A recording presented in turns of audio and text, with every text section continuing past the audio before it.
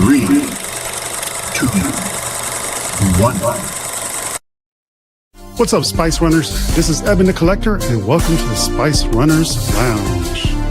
Pew, pew, pew, pew, pew, pew, pew. Oh, hey guys, this is Joel Hazy, and welcome to Spice Runners Lounge, where you do not have to act your age. Hi, this is That's No Mood 88. Welcome to Spice Runners Lounge. Hi, this is Greg. And this is BJ's family. Welcome to the Spice Runners Lounge. I'm George, aka the Medina Lorian, and welcome to the Spice Runners Lounge. Hi, I am Mark. Welcome to the Spice Runners Lounge. Pew, pew, pew, pew, pew, pew, pew. Hello there. This is Matt's Collection. Welcome to the Spice Runners Lounge. This is Sean Solo, and I said it backwards. Pew, pew, pew, pew, pew, pew, pew. Brian makes dioramas. You're watching Spice Runners Lounge. Welcome to the Spice Runners Lounge. This is Obi-P Kenobi Relic, and welcome to the Spice Runners Lounge. Hey, this is Trent, the Besman guy. Welcome to Spice Runners Lounge. Hi, Chantal here, or Zena, the lightsaber queen. Welcome to Spice Runners Lounge. Yo, it's your man Flex. You're watching the Spice Runners Lounge. Welcome to the Spice Runners Lounge. And welcome to Spice Runners Lounge. Welcome to Spice Runners Lounge. Welcome to Spice Runners Lounge. Join me. Together, we can rule the galaxy. What's going on, Spice Runners? You're watching the Spice Runners Lounge. Pew, pew, pew, pew, pew, pew, pew. What's up, Spice Runners? Pew, pew, pew, pew, pew, That shit's so funny, man, with Joe. I know, right? So what's up, everybody? Another Friday night here, and well, what was I going to say? I forgot. So I don't know. It's just another Friday night. Yeah. Welcome, everybody. I think we're getting close to episode 200 if we haven't passed it already, but we'll have a episode 200 party soon, I promise. But got an exciting show for you guys tonight. We have BudaFett. This dude is a popular dude in the Dented Helmet community. You know, he builds armor, he does the research, and we're going to learn a lot about Boba Fett tonight. So excited to have him over. Thank you, Buda, for being here tonight, man. Thank you. I appreciate it. Heck yeah, man. Looking forward to it.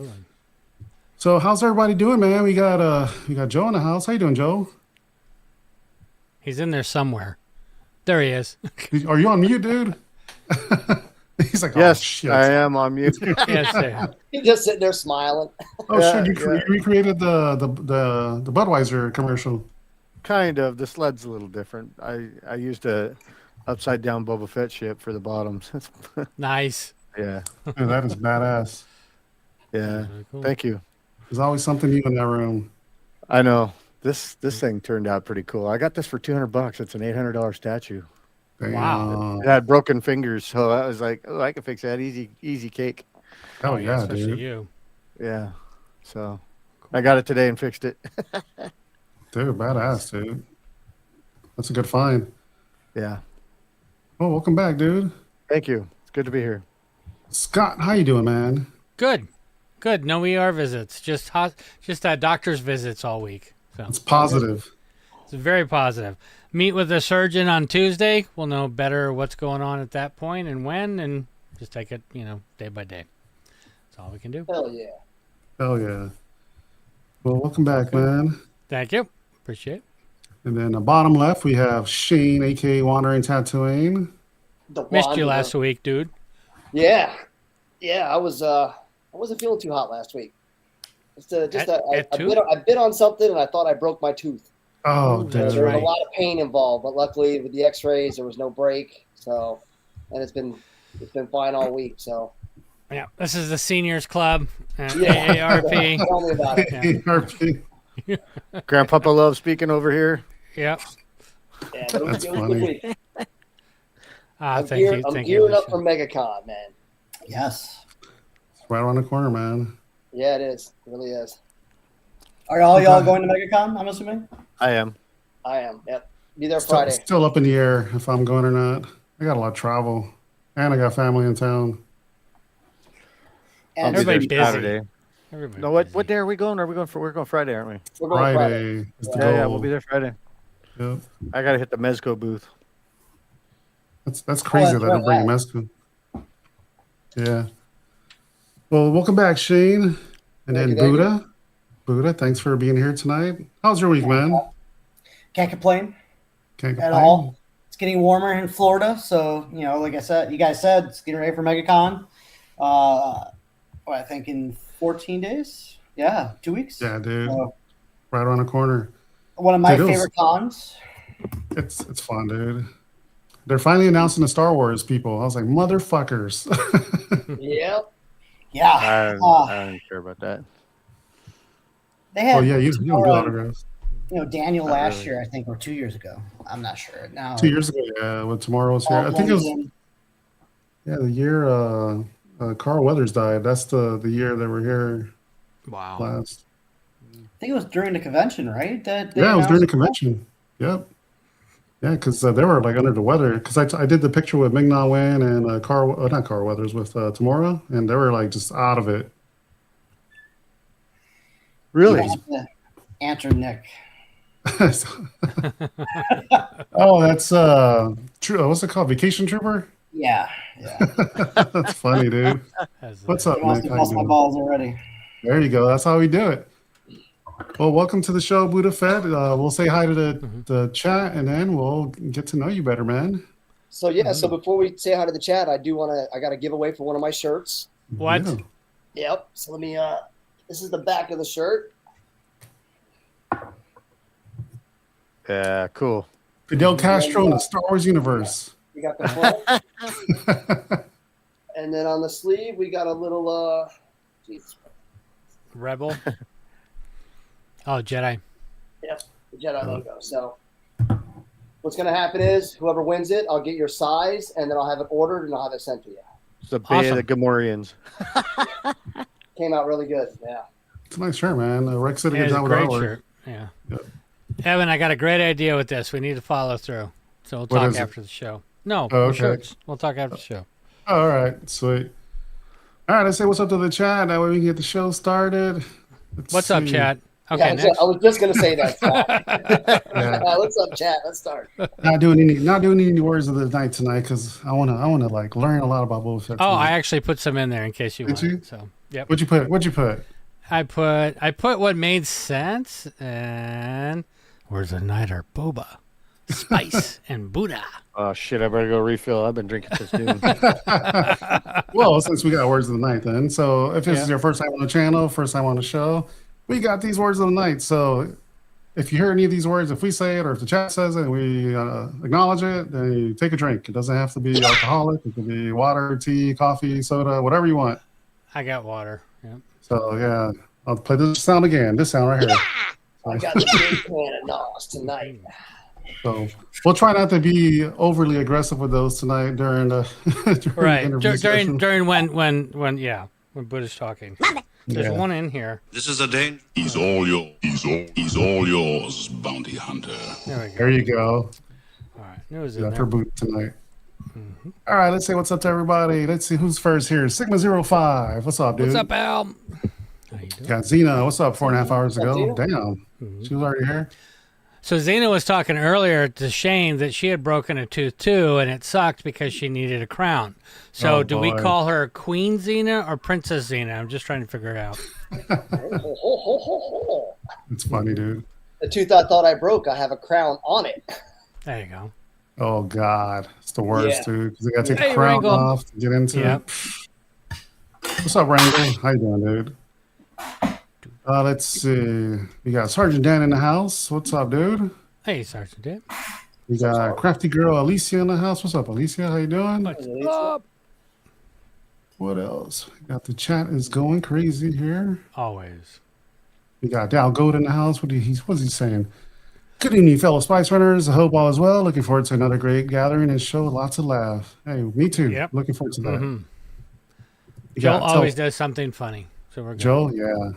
Like he disappeared right now. So Yep, see? That's I what went we to go mean. take a dump, and he's on hot mic. Time to get spicy. Telperion. I always forget who Telperion is. If you can shoot us your name, dude, that way we can acknowledge you. YouTube did this thing where they started changing everybody's names to the email or whatever instead of the names they want to use. The original handle, So, yeah. Yeah, which sucks. You got Chris in the house. 16 Chris. Good evening, everyone. Hey, Chris. What's going on, buddy? Chris has been killing it with his reels on YouTube, man, with his customs. Good job, dude. Yeah. Let's see. Who else we got in here? We got X Winging It. What's up, dude? Hey, what's up? We got PJ in the house. Hey, Spicy Nerds. Yep.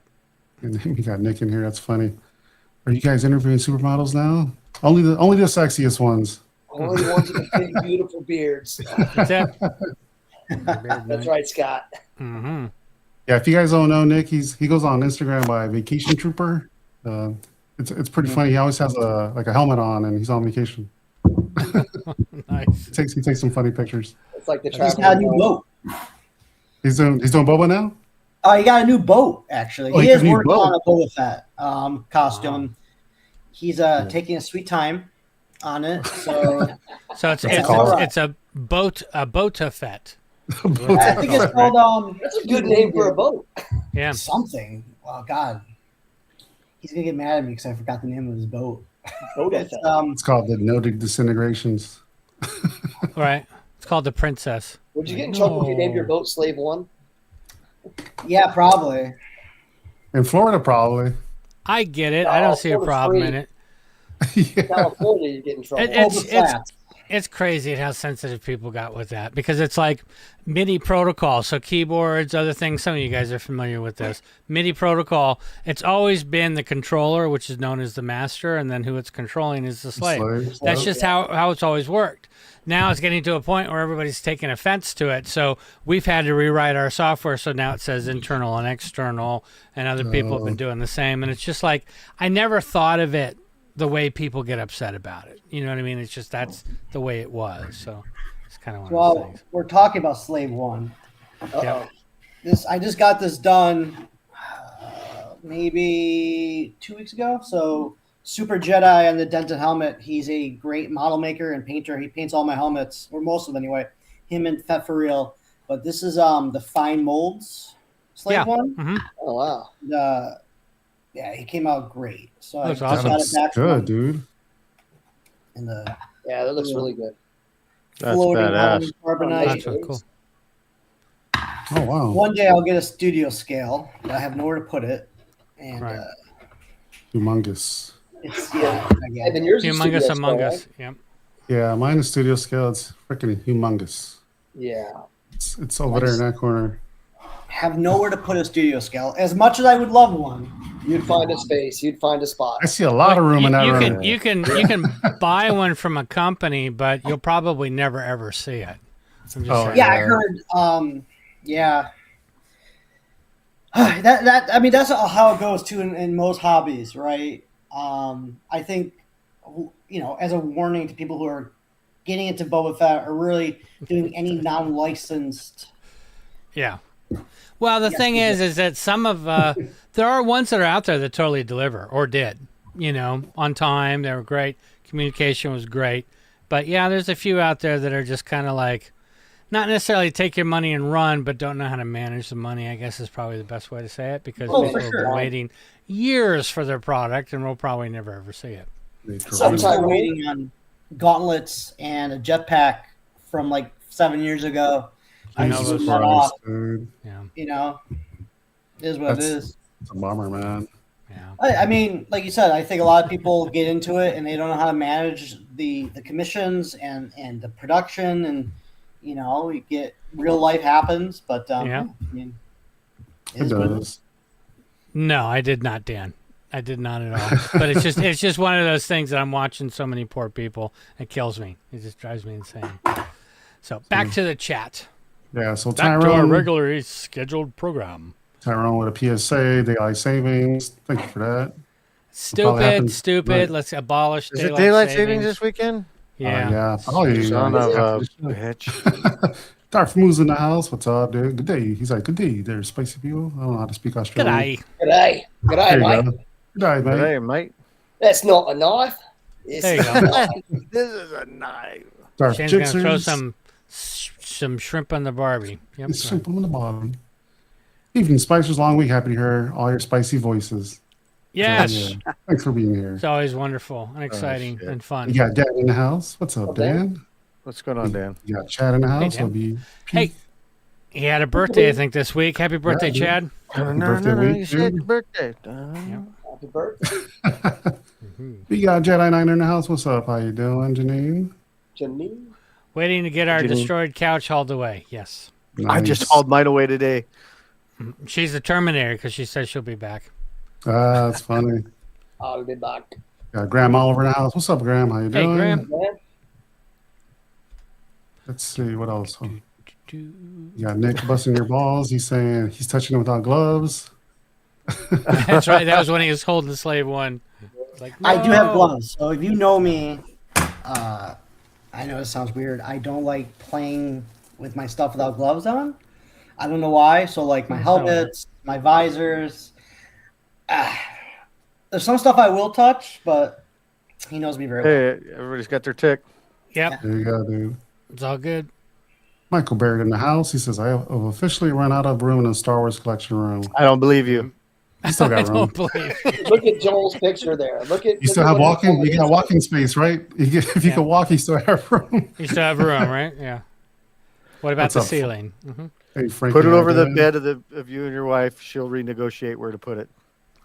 If you guys didn't watch That's Hyperdrive good this thing. week, we had Brandon Wayne on there, the guy in the Mandalorian armor. So check that shit out. That was a good episode. I missed it. I totally spaced Oh, it. it's I funny. had to take a class last night. I got to take a class now every Thursday from here on out for pre-diabetes. So that's my new Oh, life.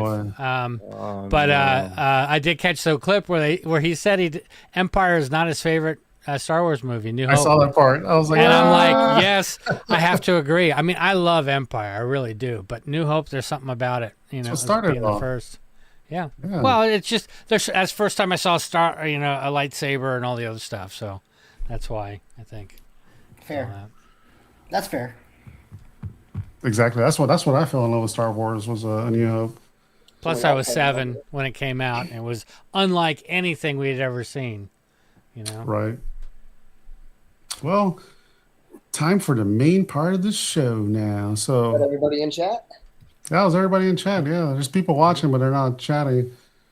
So let's talk about Buda. Buda. So let me do an introduction to Buda. Like I like It's gotta introducing be everybody. So what I always do is I do a chat GPT or some kind of search to see what it says about people. So you can tell me if it's wrong. So BudaFett is an active, known member of the Dented Helmet, premier online community dedicated to Boba Fett costuming and prop making forum. He has over 4,000 posts in the community. Man, that's a lot, dude. Yeah. His role and reputation, he's an experienced builder, regarded as the experienced hunter for guidance of newcomers and how to achieve screen-accurate Boba Fett and Mandalorian builds. He's a community mentor, frequently posting advice on sourcing parts, assembly techniques, managing budgets, known for the mantra common in the hobby, buy cheap and buy twice. Is that true? I wish that last part. As I've grown, I'm like measure twice, cut once now. Yeah. Oh. Sure. Well, it's There like you I'm go. listening to this and I can't help but think, and here comes the 12-year-old me. Have you ever seen a pair of boobies? Because you're falling Where are right you into going that with this? perfect nerd, diet, which is awesome. You know. Scott's Poindexter. Yes. Did we miss somebody in chat there? Oh yeah, we got this one right here. Oh, what's up, dude? You joined late, dude. You chatted Hello, late. motherfucker. Oh, that's I'm 2 just weeks te- in a I'm just row teasing, we've- Buddha. We've ignored Santino. So you know event me press. real life.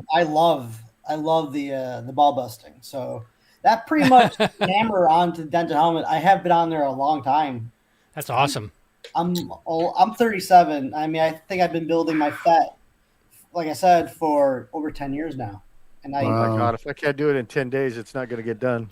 Well, the thing is, when you get in, you start to study something, and you can learn a lot in a short amount of time. But when you start hearing 10 years, this guy's got it refined. There's no question. Hell yeah. Oh yeah, dude. It's aiming for perfection. Mm-hmm. You know, So, I think, go ahead. but and you know, it's weird too because I just joined the 501st last year or maybe 2 years nice. ago, and you get your bounty hunter numbers and you help, your close knit group get their bounty hunter numbers and get approved. So, I got a few of my, closest friends, people I care deeply about, BH 11045. And I don't know Nick's bounty hunter number off the top of my head, but, we build together and you help each other out. And my Boba Fett friends are as you become an adult, it's hard to get friends, I feel like, and to keep that community together. And, I wonder if it's because everybody becomes more opinionated. When you were younger, you didn't care. It's like, you like Star Wars? I like Star Wars. Cool. Can we be best friends? Now it's a totally different game. On the top bunk. Right. Exactly. And to your point to that too, I think, with social media, it's definitely become very decisive, a lot opinionated, which is why I spend most of the time on the forums, where it's such a tight-knit community that people have one singular goal. You don't get into the politics of real life or even the politics of Star Wars, and you kind of just like turn your brain off and go, okay, let's talk about, Boba Fett. And how can I help you build? Like, if someone coming new into the community, it's how much you're going to spend. What is your budget? That's the first question I ask. Like, what's your budget? Like, I'm not trying to be mean to you or like, hey, you might not be able to afford this. But it's realistic, you got to be realistic with it. It's going to cost $5,000 or $6,000 or $7,000 to do it, or whatever it's going to be, And like we were talking earlier, if you can learn the skills of how to paint, have patience, or have a 3D printer, and learn those skills, you could do it for a lot cheaper. And then once you have your base, you can start upgrading. So, That's awesome, dude. Oh, that's awesome, dude. Yeah, Fett's my favorite character. Oh, he's a badass. So Buddha, like, what got you into Star Wars to start this all off? My mom definitely grew up reading a lot of books. So I grew up reading a lot of Stephen King, a lot of science fiction novels, books, things like that. And then me and her bonded over X-Files. So then, I was, the special editions came out, and my mom took me to those. So I remember being introduced to Star Wars in the theater with special edition, and then Phantom Menace. I was 10 years old, and I already loved Star Wars. I remember coming home every day. People could argue about this. Empire Strikes Back's the best, but as an 8-year-old, I ran home every day to watch Darth Vader and Luke Skywalker fight on Death Star 2, and I wore that VHS out. So that's what got me into it. And then, I remember my mom and my dad always supporting it and kind of taking me to midnight toy hunts when all the movies came out. That's cool. I remember being at Toys R Us and not getting Darth Maul. And my mom took me to KB Toys when the mall opened that next day. And got me Darth Maul. So that's awesome, was your mom into any of the original trilogy or anything? My mom is super nerdy. Her and my dad, I guess, went to Star Wars when it first came out. That weekend, and then she saw all of them. She's always been the very sci-fi person. In it, my dad really didn't care too much about it. He was more into old westerns. Interesting. And I feel like for him, probably watching Star Wars and getting that spaghetti western vibe is maybe why he liked it back in the late 70s or early 80s. But my mom definitely took that love to me. So I really appreciated that, but as I got older, it sounds to me, I'm sorry to interrupt, but it sounds to me like she was just as excited as you. And that's why she brought you to KB the next day, to get that mall and kind of stuff. I think that's the excitement that I'm feeling here. And I just think that's really cool. Oh, yeah. I remember when I saw the original trilogy in special edition, we went out and I got Power of the Force 2 Vader, Stormtrooper Fett, and Slave 1 at Toys R Us. So I was spoiled as a kid. My mom definitely spoiled me with toys. That's great. And it was awesome. So, but as I grew up, I went from Hasbro to kind of, Master Replicas came out. And then for Master Replicas, I was like, I'm going to focus on this one character because as more as I write into them, there's so much more about Fett than just what you see in the 6-7 minutes of his screen time. Right. Do you have any of your old toys from when you were a kid? Any of your Hasbro stuff? Oh yeah, I got in storage. I have all Vader, Stormtrooper, stuff like that in my display case in my closet. You can probably see through the glass. Yeah. I have my original Power to the Force 2 Fett. So you still got all that stuff, huh? That's cool. I still have my Megazord and my Dragon Zord from Power Rangers, and a couple turtle toys. And that's cool. That's cool, dude. I wish I had some of the stuff from when I was a kid. Me too, man. Shane had all those little wind-up tin cars and things. Yeah, I did. Yeah, they were really cool. I joined the military at 18, and my mom got rid of a lot of my stuff. Old soldiers never die. Your mom I have one away. toy from when I was a kid. It's right here.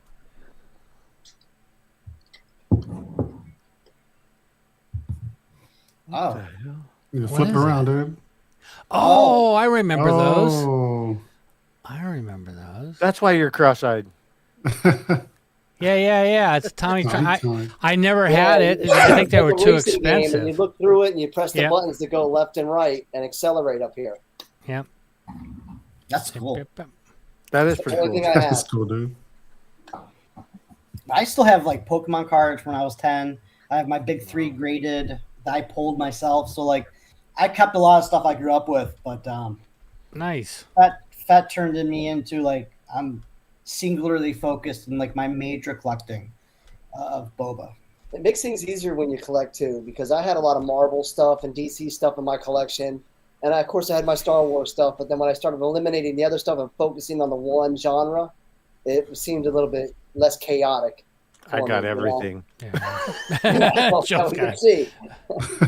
Well, it's more like you have to ask Joel, what does he have that he has not cut up or broken up, you know? Yeah, well, it happens. See? If it's laying around too long, he's like, I can take the head off of that with the hands and this, and boom. I just took an R2 apart. Hey, Rex. What's up, Rex? Hey, Rex. Wearing your shirt, woman. Yeah, I'm wearing your shirt too, lady. And which R2 did you bust up? Oh, it's one of those ones where the little arm comes out and it holds a can. Okay. It's like you can put it on Sentry. It's like, I don't know, it's pretty good size. Tall, yeah, it'll go with my Jawas. They're going to be tearing his wires out of his. Nice. Dude, there's a really good print we just did. It was a R2, and he has an R2 and an R5, and it's like a no glue kind of a thing. All the parts just go together. I think I saw came out something great, on dude. It's awesome. I think Janine sent you the files. Yes. So like the regular height is pretty big, but I mean you could blow that thing up and do whatever you want with it. Hell yeah. All right, back to our program. Sorry. Squirrel. Exactly. You'll see a lot of squirrel moments, Buddha. Oh, it's fine. Especially with me. Yeah.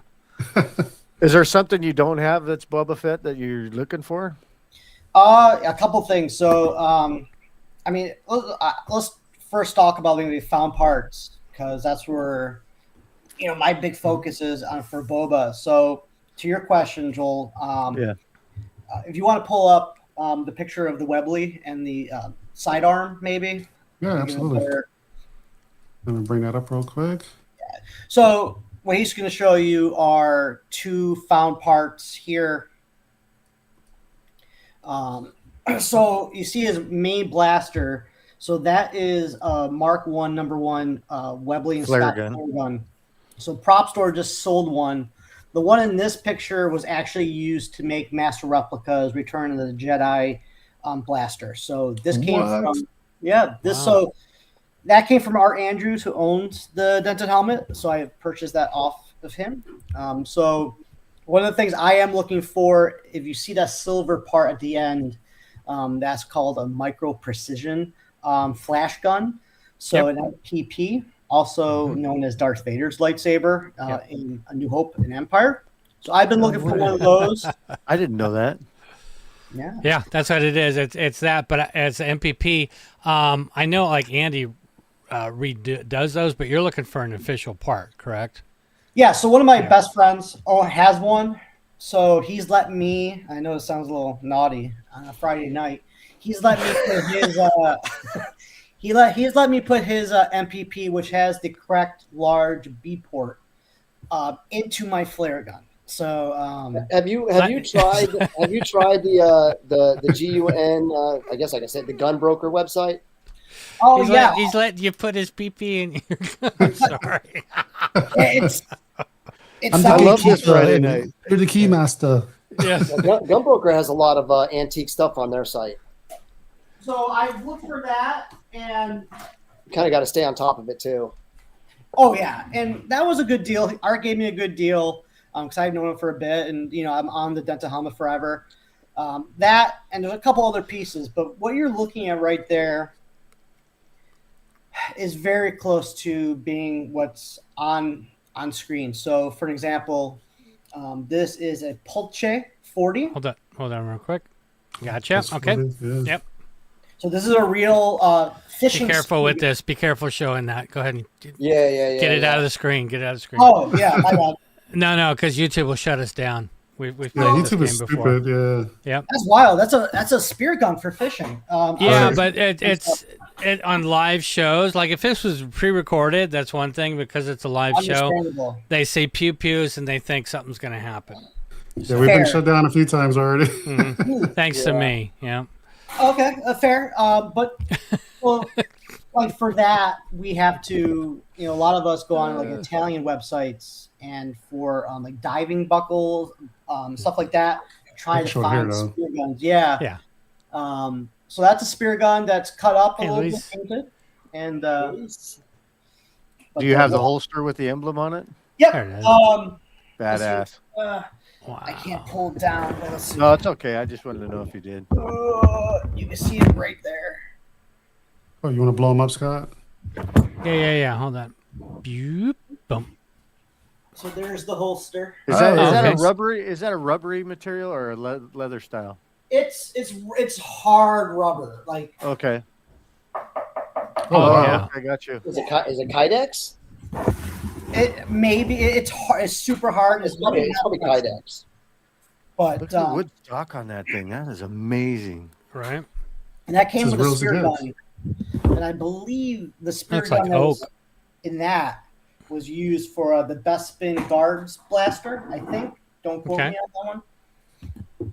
But yeah, it's a process. And like I said earlier, if you could get a 3D printer, there's found parts you could go on Amazon or on certain websites now and order directly. So we were talking earlier. Don't get one. So I could show this, right? So Oh, absolutely. this is So it's a Peterson. What is Patterson? so I've it's got for- one in my cart. Squeegee. You're It's for spinning film me. development. And this is a chemical stir stick, same company. So you would stir the chemicals to do photo processing. So what they did was, for an example, they took this squeegee and they cut it about here. So BobaFett shin tool, squeegee.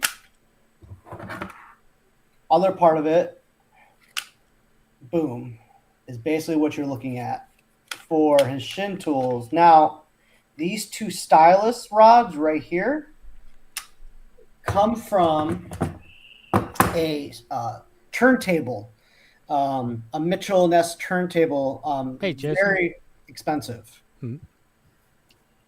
Oh yeah. So now, if anyone could guess how many pieces of this are on Boba Fett's costume. Ooh. Shit. I'd probably say all of it.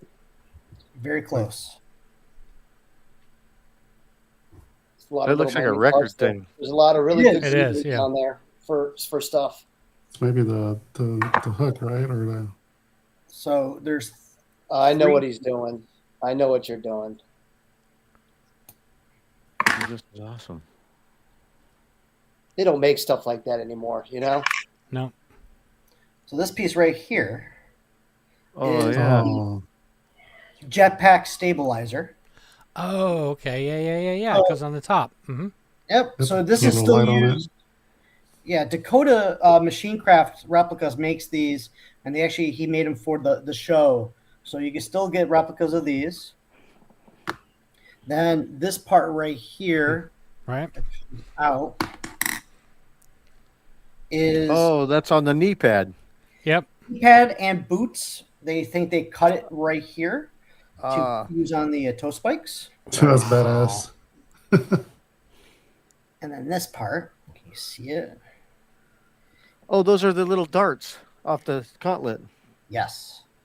Ah, smart, dude. They reused all that. Yep. Whistling birds or whatever they call them. So it's crazy how much of this just kind of goes into the costume. And if you think about it, they probably even use that little thin wire for something too. Probably. A little thin shaft is somewhere on the costume or in another costume. Right. Even Tyrone. That's so cool. It is. That's amazing to track this stuff down. And it's, the shame part is tracking this stuff down 30, 40 years later. You know what I mean? Versus at that time, if people could have identified that stuff. And I guarantee the prop makers weren't even thinking. It was just whatever was nearby. Oh, we could use this. Oh, we could use that. I need something that's pointy. Here we go. You know. So.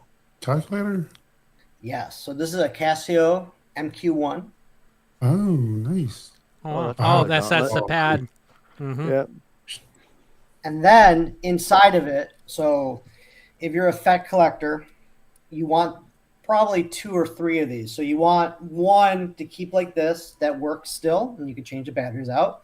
Then you want to grab another one to cut this part out for the gauntlet. But then inside, and let me grab my helmet. Yeah. Yeah, you do. Well, What's up, Luis? How you doing, dude? And dedication, you know, to really want to have it exact, you know. So this helmet is my third. I have 3 Empire Strikes Back helmets. This one's special. The mold, the lineage of this helmet is derived from the actual hero helmet. So you can't tell. Well, you can tell a little bit here. When he's on Slave 1, tracking Millennium Falcon, you can see the cut almost, or the damage in the cheek. But this is as real as you're going to get from Empire Strikes Back. It even has the blue interior. But from that calculator right here, the circuit board is glued in the back. And my camera sucks, but you might be able to you can make it out barely in between those slots. Mm-hmm. That the circuit board is made into the helmet. Oh, wow, dude. So, and if you see pictures of so much detail for something that really you're not going to notice on screen. You know? No, that's what's crazy. Right. Correct. And it's wild. And that is wild. And here is a vintage circuit. So there's a guy on Instagram that makes vintage electronics for helmets. So the keypad, the circuit board right here is vintage with all vintage components and operates just like the actual helmet on Empire Strikes Back. So that helmet's got to be worth some pretty coin. So this is painted, like I said, by Super Jedi by Eric over at the Dented Helmet. So he does charge a good amount, but he's one of the, in my opinion, best painters, him and Fett for real. His name's Dom. He's also in Florida. Wow. All my Florida people. Where are my Florida people at? Florida represented. And I'll show you this one too. Let me stop sharing this real quick. Coming back, yeah. This one's not painted. This is a second generation from Lineage. So you won't be able to see it in here, well, you can a little bit. So you can still see from the skull, from the mold, the paint details. Nice. So this is, like, you can't get this from like master replicas. So this is still has no paint on it. I have one that has paint for special edition, but Who made that one? Is that one from RS or is that one from someone else who found the original? The machine craft replica. So RS Props does have a second generation mold from Gino that they use to make these helmets. Oh, they use Geno's? Okay. Yeah, that's Gino's. Gino Savantino? Yeah. This is the helmet painted. Oh, dude, that's beautiful. So this is special edition. And Fett for real painted this one. And it has hero ears. I didn't detail the inside of it as much. It's signed by Don Bees, who there. Oh, cool. He was Boba Fett in Return of the Jedi. So he signed that. And then a lot of my other helmets are signed too. So like John Morton signed my Empire on my mannequin. Jeremy signed one of them as well. How many minutes of screen time did Fett have? 7. Yeah, for that short amount of time, the immense love for this character is just insane. Because I've loved Fett my entire life as well. You know, I think it's just there's something that's mysterious about it, but cool. Yeah. But what gets me even farther is things like when you take, I mean, obviously the original outfits like the Stormtrooper and Vader and all this other stuff, but you take a character like Boba Fett or Bausch or something like that especially Bausch wasn't on the screen that long, and how they came up, you know, how Nilo came up with the designs and that they followed through and the amount of detail, because shit, if it was up to us, it'd probably be, you know, some colored cardboard box on your head. Well, I think versus what these people are doing. It was the mystery too of like you didn't see his face, you know, it was just his character in armor with a jetpack, you know what I mean? But also the detail. It was just the detail. I mean, if they were shooting with the cameras that they have now, then every little detail is going to come through on screen. But back then, it didn't. Everything was kind of a blur. But they spent a lot of time to make things a specific way. Yeah, and if you don't, as Buddha knows, if it's just a little bit off, to his eye, it's not right, because he studied it too much. You know, just crazy. Yeah, but all the work they put into like this costuming, like the stuff in the helmet. You know, he was just showing little circuit boards and all that for just such a brief moment of time. It's incredible. It's actually the level of detail. Yeah, he still did it with that character. Yeah, I agree, dude. Amazing. The level of detail Absolutely they did with amazing. the character for quick shots. Oh my god! Do we know if there was any extra other footage that hit the cutting room floor? Does anybody know about any stuff like that with Fett? I'm sure there was. They cut stuff out, you know. Yeah. I don't think John's ever spoken out, or Jeremy, like in terms of like how much time they spent on set, but I like how Jeremy is in the same scene with himself. Yes. You know, because he's the guard and he's also Boba Fett at the time. So thought that was always cool. So tell us a story about all these helmets. Yeah, let me grab them. So the first one on the left, is the prototype helmet. So that helmet was, obviously the first kind of prototype. It was all white. One of my favorite aspects of that costume is this. So when they were doing the beach towel. Oh, cool, dude. Wow, look at that. I think I got one of those downstairs. I had a C-3PO one. I didn't have That's this awesome. one. So George Lucas took this out of the locker room when they were doing kind of the first go through with the prototype, and there goes, Boba Fett needs a cape, and they had a volleyball kind of court that the employees would play volleyball on. Literally just took this and slapped it on Boba. That helmet, obviously, what goes with this. That's really crisp. Mine's pretty faded. I won't tell you how much I spent on that towel, but also Probably a lot. Oh, sorry. Gotcha. Yeah, with the prototype. So this is the one that Dwayne was in, right? This is the outfit that Dwayne was in? Yeah. Right.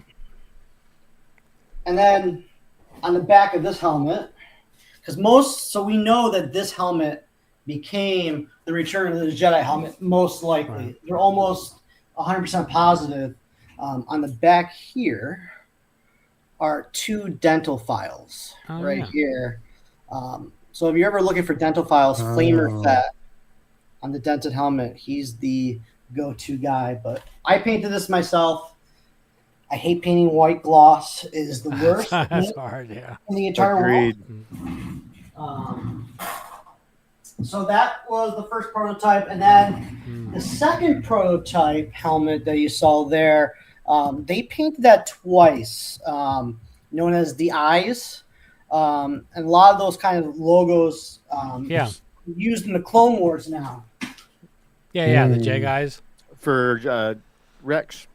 Yeah, I was gonna say, it's what's crazy, and I know most of us know this, but the original, which we call the prototype Fett, was what they were gonna replace the stormtroopers with, that outfit in Empire, and then it was like, it's just gonna be too expensive. Awesome. So they backed off of that, and then boom, went into this color combination. Yeah, I haven't seen the eyes painted like that. That's really cool. That's really cool, dude. And then they repainted over these eyes and put the Rex eyes on top, like right here. So I still need Eric to paint me one of those. But wow. So why did Boba have Jag eyes on the helmet? just a design choice. Oh, it's a design choice. Okay. Well, if you there's a picture of from Ralph McLaurin's or Joe Johnson's paintings early on during the design phase that actually had those eyes on it. I think it was Joe Johnson painted it with the eyes on. So that's what they came up with. So the concept. Yeah, it was through concept art. And then everyone's kind of very familiar with the third helmet there. Kenner used that costume for basically all the promotional artwork for Empire Strikes Back, and that's known as the PP3 helmet. PP2 helmet. More PPs. PPs. Painted by Dom Fett for real. This is what's called the GMH helmet. So when when Don Post molded the helmets from Lucasfilm, they accidentally took the wrong helmet. Oh no! Molded it. This helmet, the real one, actually is in a private collection. His name escapes me, but the head writer of Veep on HBO, and he's also written a couple other TV shows. He actually owns this helmet and the jetpack that goes with it. It's the only unaccompanied helmet not in the archives, owned by a private collector. Wow. Wow, dude. I like Louis. He says, your wives also tell you that all helmets are the same. They don't see any differences. I know, right? Except for mine. Mine's a Star Wars collector, so she knows the difference. But yeah, Why do you need another one? Don't you already have one? And then one of the things that's kind of all the same about the first couple helmets, and we can talk about Master Replicas picking the wrong helmet, because when they released their helmet, they called it Empire Strikes Back, but when Master Replicas accidentally did was actually photograph and took measurements of the pre-production 3 helmet. So it's not Empire. It looks very similar to Empire, but all of them. So this is a SX70 land camera by Polaroid. If you watched Andor, they use this camera kind of as like a navigator tool. Right. But right here, see a little lens piece. Oh, is that the part of his rangefinder? Yes. Wow. Nice. I think Joe just nutted. You're going to blow my money today.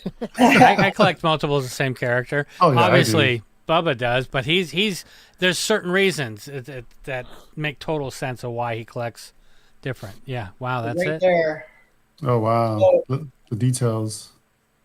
I go to antique stores and I go to flea markets all the time because if you're persistent, you can find these, which usually go for like $150, $200. Untested, so there's a huge Polaroid market for just camera. Right. I got this one I think for like $15 in Rangers. Is that the only land camera that they use that part from, or do the other land cameras that they did have that part? Only the SX70, but there's different variations of the SX70. But yeah, it's only the SX70. Okay, because I got a land camera back here, but it's not that one. Yeah, so whatever they grabbed that was nearby, that's the parts they used. I know. Exactly. It's like the Obi-Wan saber's got a sync knob on the butt end of it, so. And there's people in the UK for that piece, and this is funny too because this will relate to Boba Fett next. So a lot of the pieces on Obi-Wan's lightsaber, like you said, is a handle for a bathroom sink. Yeah. People in the UK that wait for like estate sales or for when they demolish old residential houses to specifically look for that sink to get that handle. Right. Yep. And then of course, there's lots of people that collect the graphics, but they're photo people. They don't want to make lightsabers out. In fact, the graphics photo guys hate the people that are like, I want it for a lightsaber. Yeah.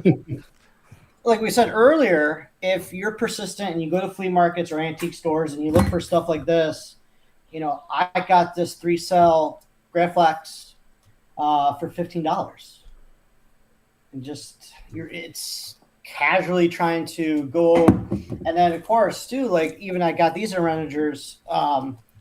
These are military patches that they dyed for Boba Fett's gloves for pre-production 3 or 2.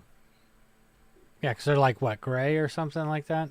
Yeah, so they just threw in a little dye bath and sewed them onto their gloves, gray and brown. But these were $3.19 each, so you could go and find found parts. The last Fett helmet I have that's kind of different is my least favorite, and I love is Return of the Jedi. It's an ugly helmet in my opinion. Some people love it. What don't you like about it? I just pink red. You don't like?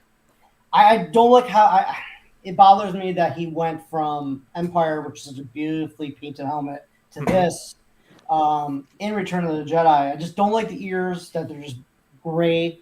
But I did get this. This is signed by Dickie Bear and Mark Anthony Austin and Glenn Randall Jr. So is it the stunt helmet? No, this is the Hero Return of the Jedi. That's the Hero? Okay. But the difference is really, so like if you watch Special Edition Star Wars, you'll see Boba Fett wear basically 2 Hero helmets. So the Special Edition Hero and Return of the Jedi Hero. But then he wears, you can see he's wearing, there's a couple scenes where he's wearing a stunt helmet. One's made out of rubber and one's made out of ABS form plastic when he's doing like the jumps and stuff. Right. That makes sense.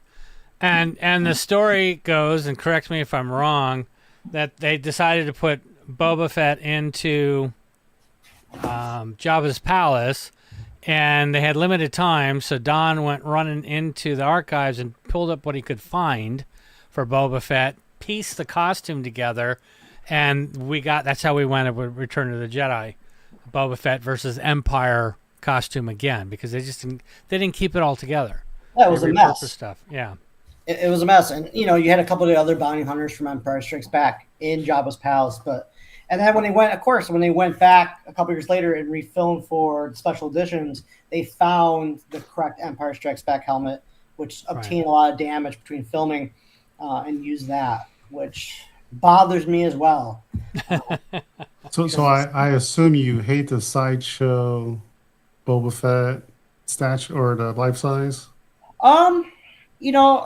The problem with licensed collectibles, for me, especially with a character like Boba Fett, no one gets it right. And as much as I love Sideshow, or I love EFX, or I love Master Replicas, it's always so close sometimes, and that you want so much more.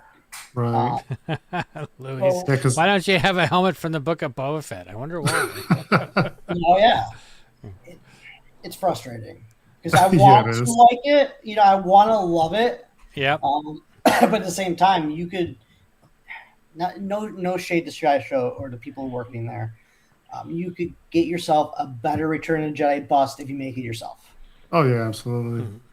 It just I want to do a bust. I was looking at that helmet and I was looking at that one, and it's like even your helmet looks way better than the one that Sideshow put on. Of course. That one. A million times better. I feel gypped.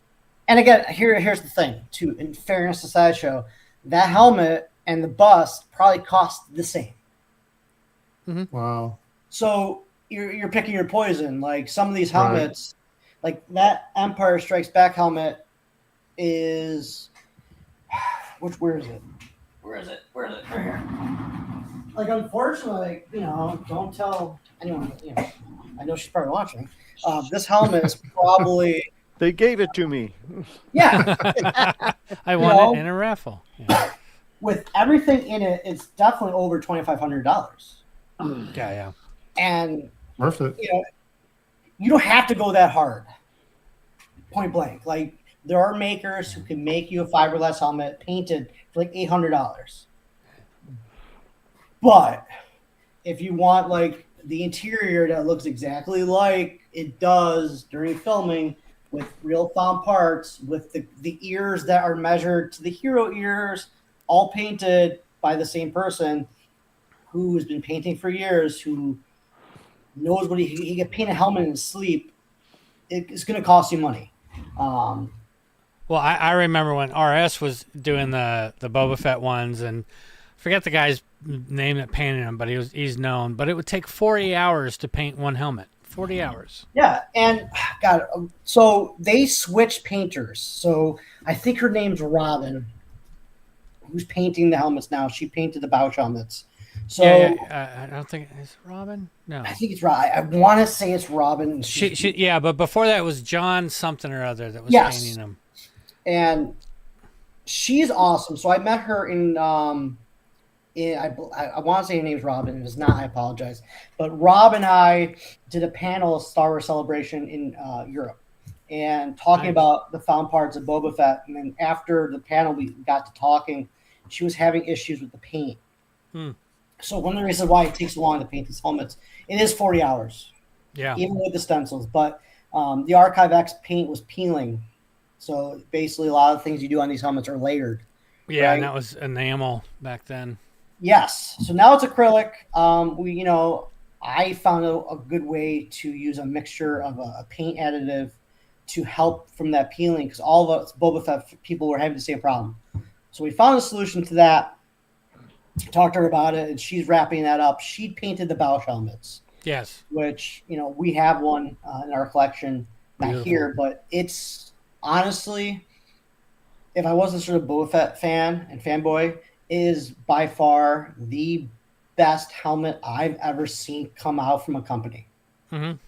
And maybe EFX will beat it with their. But and also it's the design. This is what I was talking about. The designs are just like, it's not easy. You can't just go down to local and order a couple parts and then have, a Boba Fett costume or Bausch. This stuff is intricate. It really is. There's a lot of little pieces. It's crazy, but so cool. And they do their homework. So at RS Props, if you're going to buy from RS Props, you're buying from people who like Wasted Fat, a lot of the makers take their time, they do their homework. So RS Props hunted down the model kits, for example, that they use to kit bash Bausch. And instead of just saying, well, we know what this is, right? We know it's a Ferrari car, right? We know it. We can just download the STL off the internet and print out hundreds of copies for helmets. They molded it, they casted it. And to me, for a $2,400 helmet, I expect that. Yeah. But I appreciate it as well. Yeah. Yep. Well, and there's different levels of things. And this goes to what Santana said, that he's happy with the Sideshow life-size bust. Absolutely. The thing is, there's different markets for everybody. There's companies out there that have the license. They all they need is a thumbs up from Lucasfilm. Lucasfilm isn't like, you got the paint color wrong or you did this wrong. They don't care. Just boom. If the customer's happy with it, they're happy with it. It doesn't matter after that. But then you've got some of the people out there that are really, really into, I want perfect movie accuracy down to the exact foam they used on the inside that you never see. And then there's that level. And I think all of it is fantastic. You figure out what works for you. And it's like the Black Series helmets. There's no shade to Black Series helmets. No. I'm not going to sit here and be like, oh, your collection's crappy because it's Black Series. One, I know, first thing I tell people on the Dented Helmet, you're I want to build a Fett costume. Hey, what's your budget? What is your budget? Because I'm not going to say it's all about budget. Yeah. It is. A lot of people want to have a big collection. So Black Series helmets or the helmets at Disney or even the EFX Precision Cast replica plastic helmets. It gets the point across. Yeah. You know what it is. Great on the shelf. Now, you could be like me or someone who likes Tom Spana at Regal Robots and get the Chewbacca bust at $4,000. It looks like Peter Mayhew's in your living room, right? There are some people like that too. So it just depends. So, but my area of, I don't want to call it expertise because again, all the information I know is just sourced from people who've been online, like Gino, like Ord Mandel, like Super Jedi, Art, Scott, all those people there who built this huge resource of knowledge I just read. But again, they've been going through things with the magnifying glass and using everybody else, and everybody else it's awesome. What you do is awesome, and it's so cool to get down and understand.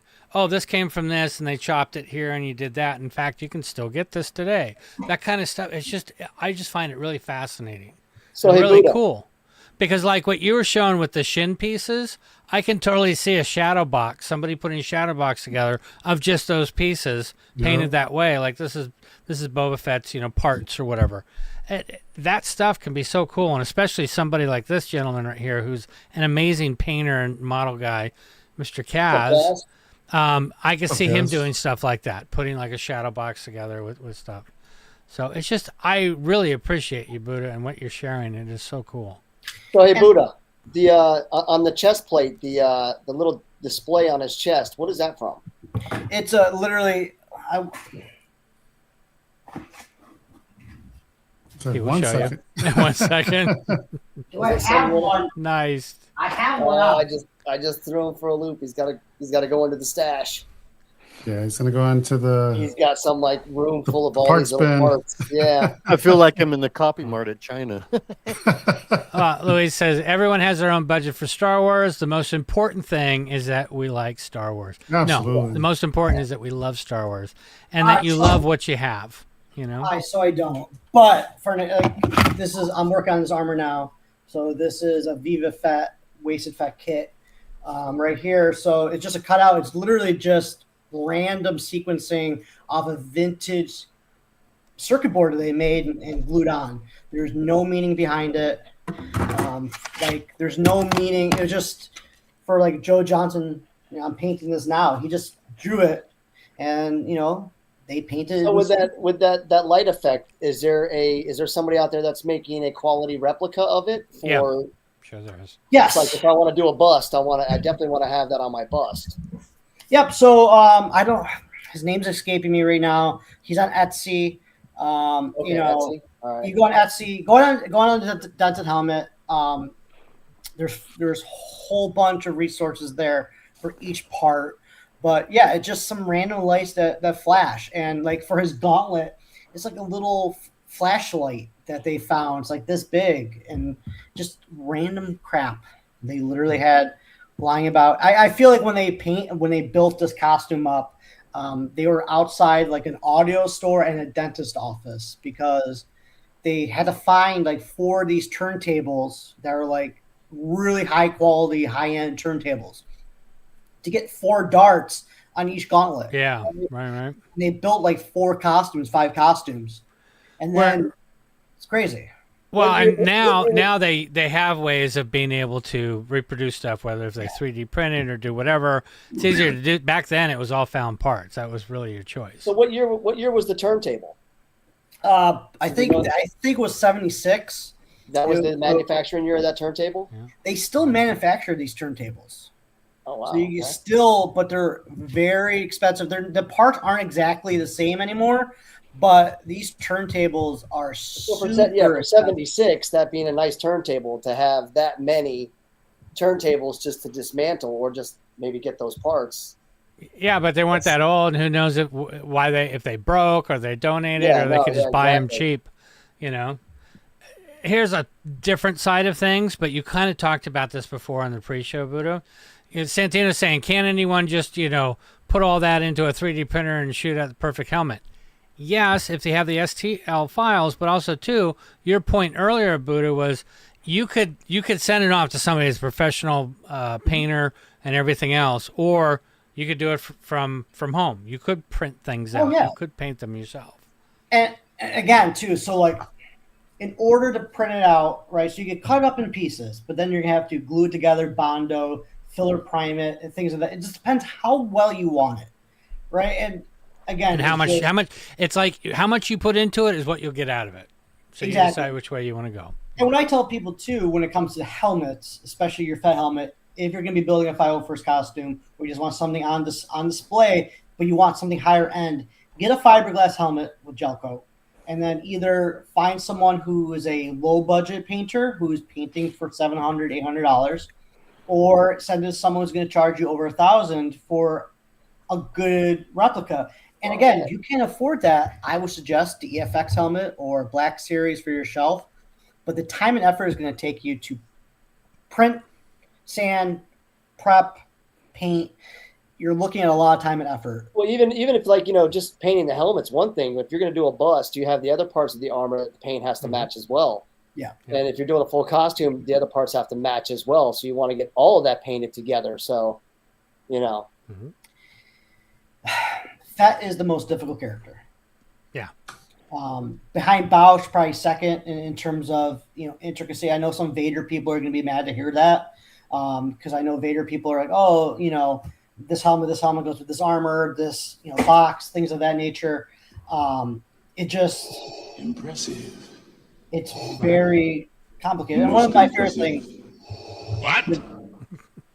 With Vader, from what I understand, they didn't use like a clear coat on their helmets. They just buffed those bad boys out to film. So, yeah. Well, what about the boots for Fett? So the boots, I actually have I know the boots are usually some of the hardest things to get. Boots with the fur. Right now, yes. They are working on another run of boots. Ooh. So this is child size for my little feet. But yeah, they're hard. It's just from what I understand, the Chinese factories are getting more expensive to produce, and the design is harder to get made. Right. What were the original boots? We don't know. That's a great question. That's okay. one of the things where they're not 100% sure what the boot is, or most likely custom made on set. That's kind of the leaning where they took a base and maybe cut this part out or added the ribs right here. But it's kind of reminded me of like a wetsuit type of boot from back in the day, something like the neoprene wetsuit material. Like well, the thing is, a lot of the parts came from what was local there. Yeah. So you're talking in England, the UK. So that's part of where we're kind of like, it's whatever Roger could find or whoever was doing the stuff or working with it. So, and I wouldn't be surprised if like what Buddha said was like, oh no, they just added this piece there on set, or they stuck this on there, or did whatever, I mean, who knows? Yeah. You don't see his feet a lot, And again, too, it's like one of those things where we have used Google reverse image search to identify some pieces. So some of the guys on the Dented Helmet found the piece on his gauntlet that is a record, like a static record cleaner. So you would hit your record with it and it would clear the dust. Yeah, I remember those. It looks like this. It's almost like those fancy hair. It's like a brush, right? Yeah, like a brush, but it's like, hold on, let me get you. This is not the exact model, but it's very, very close. Similar. It's the modern equivalent. And basically, I don't know if you see the spark. Let's see. It's like a lighter. Oh, cool, dude. And it give you a good shock. You hit someone with it. Cool. But that goes on his gauntlet. I've only seen one person find the actual one, and it's a German model. And most likely, I think they said East Germany was where they were making him. So good luck. UK eBay. Every day, I got stuff on UK eBay waiting to hit. I got MPP, mini flashlight, mini light. I have. I'm looking for a Glen Ross expansion screw, which is used by dentists. It would go in the bridge of your mouth. It was made out of brass. And what they would do is you twist it. Now, who has the Darth Vader reveal helmet? Joel, right there. The Darth Vader helmet, when you see those screws all over it. Yeah. So it's another piece that the Vader and the Fett people fight after when the odd chance that one pops up for sale. That's crazy. It's just crazy that people can even identify that stuff given the way the film was back then, because you can only zoom in so far and then it's just it's destroyed. Can't see anymore. That's crazy. It's insanity, dude. A lot. So they're using like Google View to break that down? Yeah, they took Dude, that's awesome. They put the gauntlet in. It's like, hey, find this part, And I guess using, Gemini, it said, hey, this might be this. Wow. And they It's found making it it. so much easier. Oh yeah, the next step is, would you like me to order it, sir? And you're like, yes, order Right. it. I 5. love it. Yes, if you can. It's just as we get older and stuff gets thrown away, it's becoming less and less increasingly easy to find. There are still some pieces that if you showed the Webley, the pew pew, the flare gun again, that you could buy right now. Let me bring it up real quick. So people who like found parts, I love found parts. I can talk about found parts all day long. You see where the flash tube is? It's hard to see. Yeah, towards the top. Mm-hmm. Yeah, you see where that one's missing? Yeah. There. So these are Molex 6-pin connectors. You can still get these for like 59 cents each. Wow. And then you just get some RIT synthetic dye, and you throw them in some boiling water and pop them out, and they're beautiful. And then that right there by the trigger, that little V8 piston part is from a model kit right there, and they just glue that on. And then on the stock, the square piece right there is like electrical. Yeah, right? Yeah, and it just split into two, glue it on, and then those are AM earth, basically transistor pieces from like a radio transistor, from my understanding, in Germany. Super hard to find. It took me like 3 years just to find 3 of those for the blaster. But wow, that is awesome. That is awesome. But yeah, I mean, this stuff was just laying around or real easy to get. And again, I mean, even thinking back to your childhood, what do you still have from your childhood that's laying around the house or something? It's like pretty rare unless you never moved or your parents never moved, right? As soon as you move houses, stuff gets thrown away and stuff. And I mean, even like, how common is it that you have something and then in 10 years, you're like, this is worth nothing, throw it away. And then it comes back. But it's true. I mean, dealing with vintage gear, like keyboards, synthesizers, stuff that came out in the early 80s or whatever, it was expensive, $5,000, $3,000. Then all of a sudden you hit the 90s and late 90s, and people were giving it away for $400, $300. And then all of a sudden, bam, it shoots back up, and some of that stuff is worth $20,000, $30,000 now. It's insane. But there was a time where people thought it was worth nothing.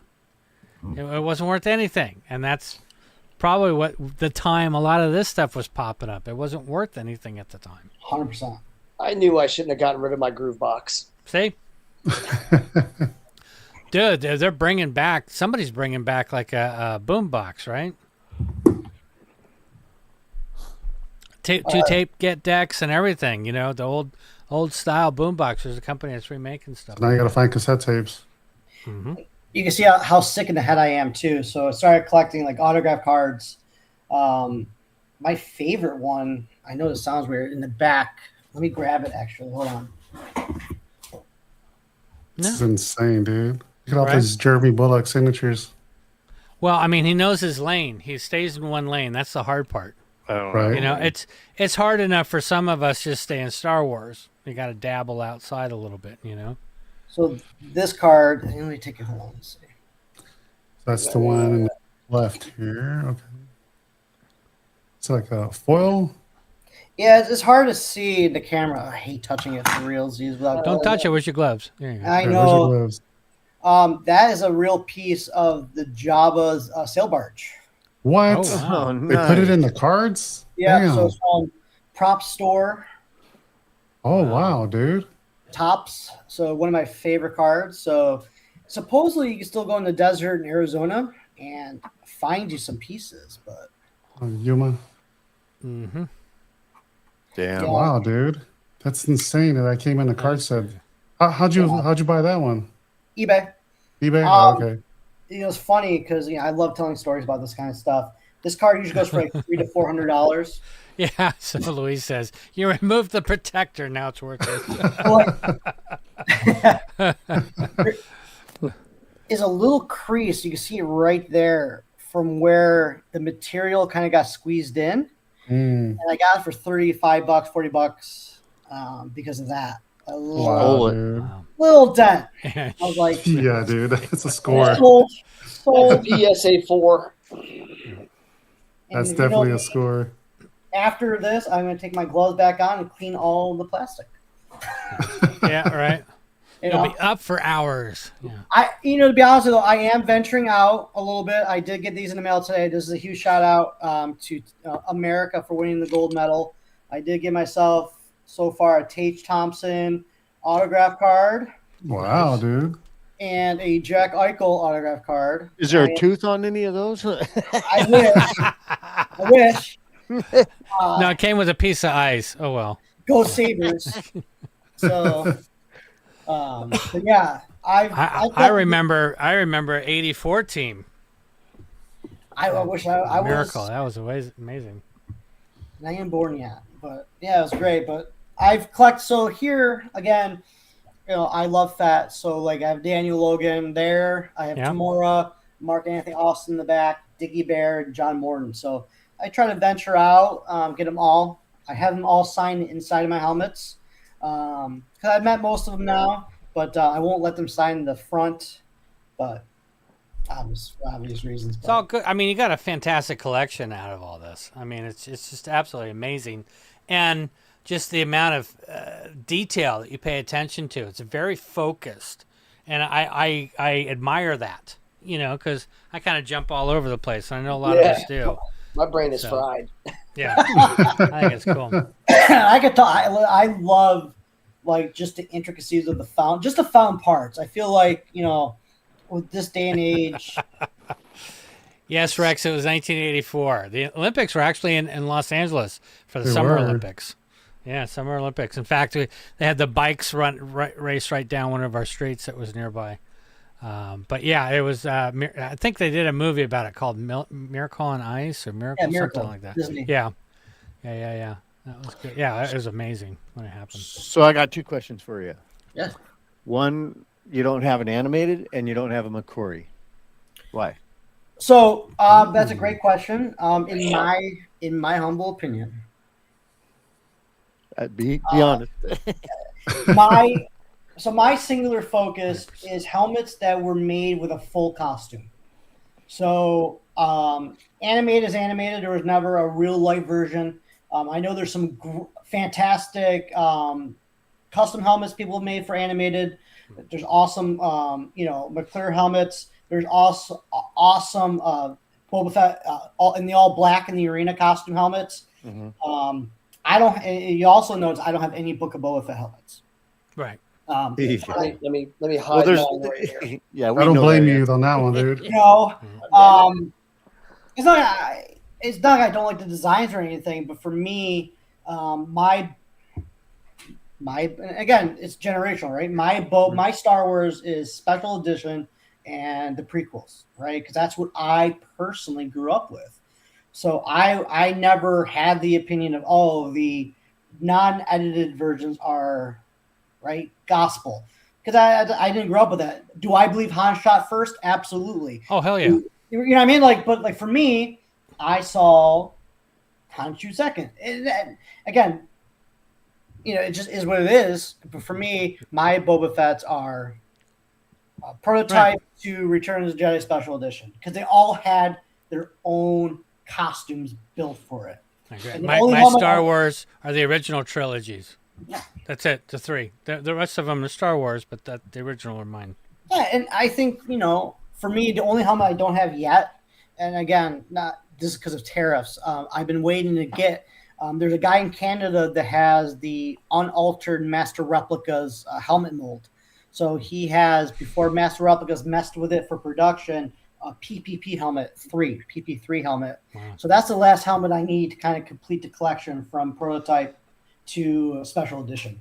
I could have put PP as one of the words tonight, and we'd be trashed. Yeah, for sure.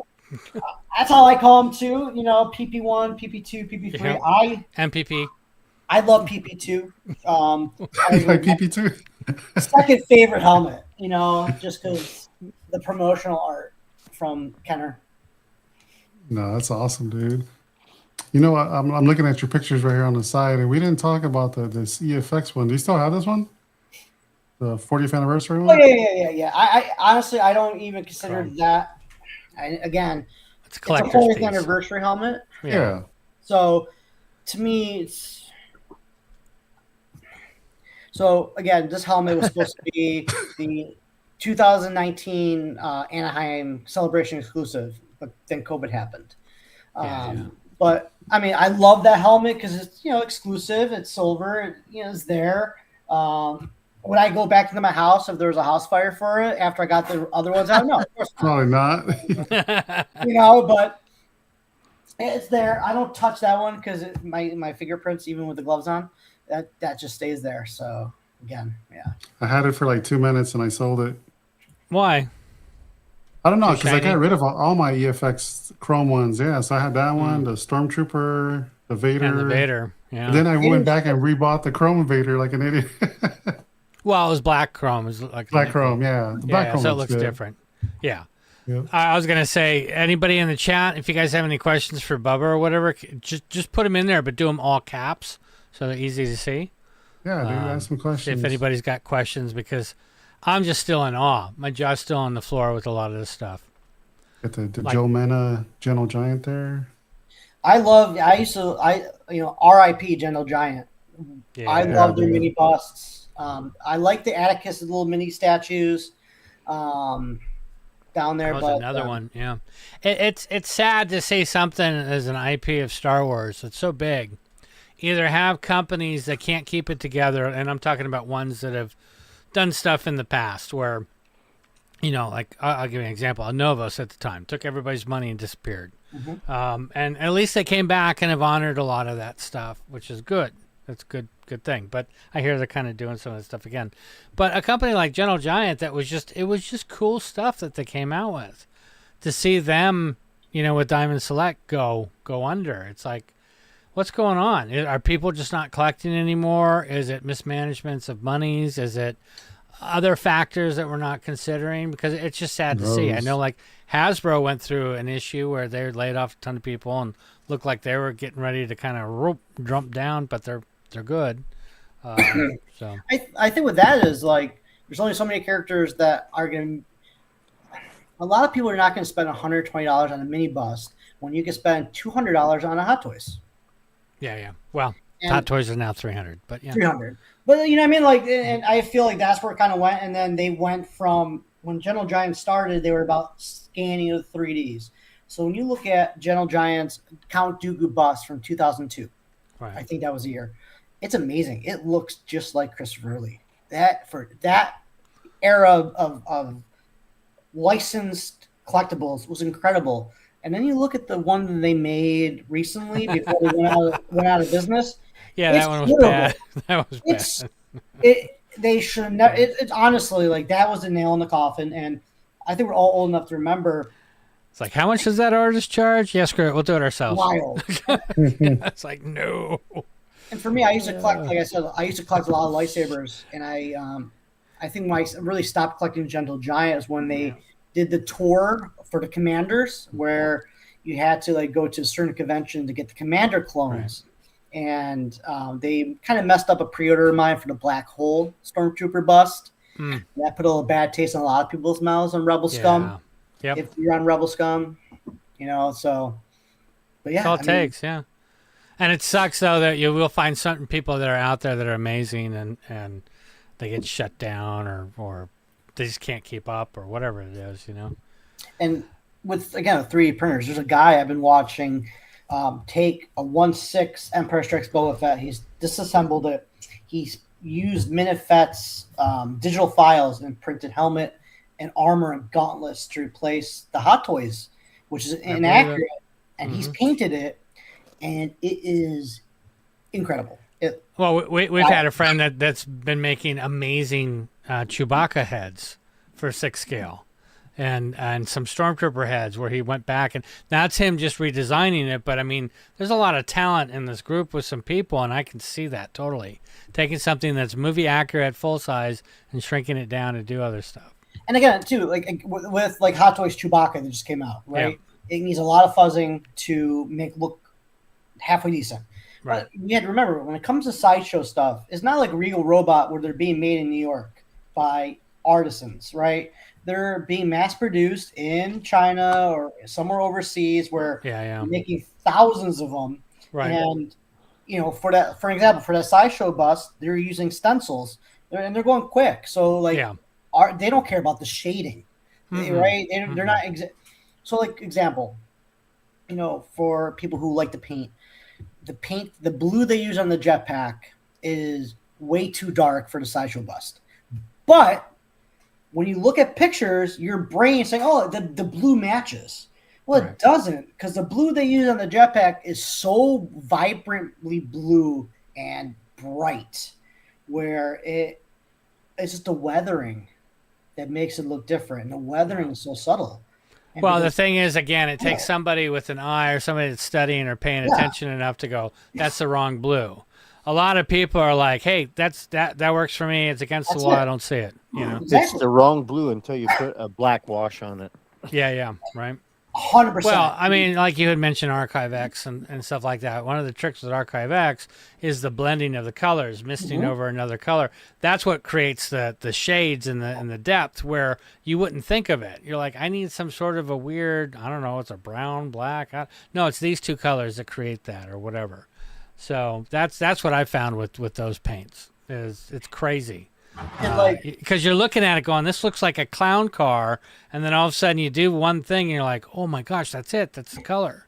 Yeah, and these are the same base of yellow, right? But they look nothing like, if you had it next to you of just yellow, and then I weather it with multiple washes, it looks completely different, and you would have no idea that this yellow is the same as this yellow, but this has multiple layers of other shades. And then is that armor yellow that's the base?